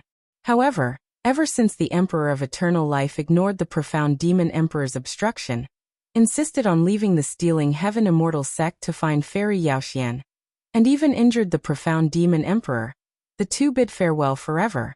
Unexpectedly, after so many years, the profound Demon Emperor was still alive. He calculated that the profound Demon Emperor was invited by the Misty Immortal Court to create crises for this group of talents, forcing them to fight each other, only for the Misty Immortal Court to step in and chase him away. The Misty Immortal Court is not an evil sect. Letting disciples kill each other is unacceptable, as these disciples come from different immortal mansions, and their kin are within the court. If they engage in mutual slaughter, a storm will surely arise, potentially bringing about power shifts. Guan couldn't help but sigh. Indeed, darkness exists everywhere. With Tian Hao's current ability, even with the reliance on a Dao treasure, it would be difficult to survive till the end. The talents within that palace are not weak. The disciples of the Misty Immortal Court did not listen to the words of the profound Demon Emperor, but instead began to jointly attack him. The profound Demon Emperor's cultivation level had reached the heaven-opening Daoyuo immortal realm, which this group of talents could not contend with. Soon, all the talented disciples were suppressed. The profound Demon Emperor unleashed his divine skills, isolating time and space, so even if 1,000 or 10,000 years passed here, only a few breaths' time would pass outside, plunging the disciples of the Misty Immortal Court into despair. Eventually, someone couldn't contain themselves and began attacking their fellow disciples. Once someone took the lead, the slaughter naturally erupted. Tian Hao did not actively participate in the slaughter, carefully avoiding other disciples, yet someone still sought him out. The Misty Immortal Court seemed to receive some kind of stimulus, intensifying the cultivation of its disciples, wishing to nurture combat power more swiftly. The reason behind this, Guan couldn't compute. If there's something he couldn't calculate, 9 out of 10 times it relates to the Celestial Court. Though the Misty Immortal Court isn't within the Great Thousand World, it's reasonable to speculate that it got involved due to the Celestial Emperor's struggle within the Celestial Court, as many immortal gods have emerged from the court. Guan had no intention of interfering. Though Tian Hao wasn't the strongest, he was destined to survive. Because Tian Hao was a reincarnation of the Son of Heaven, those of great power in the Misty Immortal Court would remind the profound Demon Emperor. Indeed, as Tian Hao was severely injured, the profound Demon Emperor intervened to send him away. This great battle persisted within the divine power illusion realm for quite some time. Yet in reality, it was but an instant. Seeing Tian Hao unharmed, Guan then withdrew his gaze. He was not only reading but also condensing the fortune of the primordial Dao Emperor. To have the primordial Dao Emperor exist, one must create a truly existent fortune that cultivators could obtain and control. For this, he projected his lifespan 5 times to comprehend the path of Qi fortune. Sir the Nelfire. NT website on Google to access chapters of novels early and in the highest quality. Every projection of his lifespan would manifest his reincarnation body in the celestial spirit great world. Fortunately, these reincarnation bodies didn't leave a renowned legacy, but became a psychological shadow of defeat for some of the absolute geniuses of the era, unforgettable for all eternity. Each lifespan projection required millions of years, and after using it 5 times, Gu An's path of Qi fortune stepped into a brand new realm. Sure enough, things are easier with cheats. Guan thought to himself, after 5 lifespan projections, condensing the fortune of the primordial Dao Emperor was no longer difficult. This process not only advanced the cultivation of the primordial Dao Emperor, but also saw a growth in his own cultivation level. Guan continued to indulge in books and immerse himself in creating fortune. It wasn't until dusk fell that he stood up. He walked toward the peak where he lived, lifting his right hand. Streams of air circled his palm, supported by the wind, resembling water currents with a fiery sway. This was the fortune of the primordial Dao Emperor. Seemingly gentle, but actually imbued with the fierce strength of the path of power. Guan pondered repeatedly and decided to embed the characteristic of fierceness into the primordial Tao Emperor. The primordial Tao Emperor, renowned for mighty power. Just thinking about it was exhilarating. With a foundation of greater strength, the primordial Tao Emperor, cultivating different great Taos, could achieve various creations and directions. By the time Guan reached his courtyard, the fortune of the primordial Tao Emperor in his hand was solid, twisting like a dragon or serpent. Shenzhen, sitting in meditation in front of the artifact refining cauldron, turned to look. Guan then dispersed the fortune in his hand. "What was that thing in your hand just now?" Shenzhen curiously asked. Guan smiled. "Just a little spell. You've been sitting here for 1,000 years. Aren't you going out for a walk?" He deliberately leaked a trace of the primordial Tao Emperor's aura to Shenzhen, intending to lead her into the path in the future. Lately, Shenzhen encountered a bottleneck in comprehending the path of cause and effect, not even venturing into the mountains and rivers, but sitting in meditation in front of the artifact refining cauldron all day. She chose to sit here because there was a Tao treasure containing the path of cause and effect within the artifact refining cauldron. Don't tell me that appropriate relaxation aids enlightenment. I don't believe it anymore. Shenzhen glared at Guan, puffing her cheeks as she spoke. Guan indeed didn't dare say such things again. Having met with a bottleneck when creating the Tao before, the discomfort was indeed unbearable, thus he chose to open up a little. After chatting for a while, Guan returned to his house alone. Next, he prepared to contemplate where to place the path of proving the Tao for the primordial Tao Emperor. One couldn't always require coming before him to become the primordial Tao Emperor. That would limit its development too much. The Taoist emperor placing the Emperor Road on the path of the Great Tao was a fine guide. The path of the Great Tao, being the convergence point of the 3,000 Great Taos, had no rules. Not even the celestial court couldn't control it, granting cultivators more freedom. He could also position the path of proving the Tao for the primordial Tao Emperor on the path of the Great Tao. Let's call it the Primordial Emperor Road. Adding 2 more words to Emperor Road, making it more appealing. Guan didn't act immediately, choosing to continue projecting his lifespan. This time he intended to enhance the great Tao of creation, to turn what shouldn't exist into reality, and have it exist for a long time. The great Tao of creation was most crucial. No creation could be done without the great Tao of creation. Once again projecting toward the 3,000 great worlds, Guan was already experienced, uninterested in the process, only waiting for the result. Snowflakes flew, covering the vast mountains and rivers of the Qiankuan sect. In a great hall, Yi Qingshan, Lin Chun, and other high-ranking leaders of the Qiankuan sect surrounded a remarkably handsome yellow-robed disciple. This person was Yuan Luo, the reincarnation of Chaos Grudge Luo. Today, Yuan Luo had proven himself as the world's foremost genius, also the pride of the Qiankuan sect. Did you gain anything from this visit to the Tsangming Profound Sea? Yi Qingshan asked with a stroked beard and a kind face. Having watched Yuan Luo grow up, Yi Qingshan felt Yuan Luo was his greatest pride in life. As for Tian Hao, he was, after all, from the beginningless, while Yuan Luo was entirely cultivated by the Qiankuan sect, unrelated to the beginningless. The others also smiled approvingly at Yuan Luo, becoming more and more satisfied with him. Hearing the hierarch's inquiry, Yuan Luo's face turned grim, and he said through gritted teeth, "I was defeated by someone whose cultivation wasn't even higher than mine." The hall fell silent with this statement. If you find any errors, ads pop up, ads redirect, broken links, non-standard content, etc., please let us know. Report so we can fix it as soon as possible.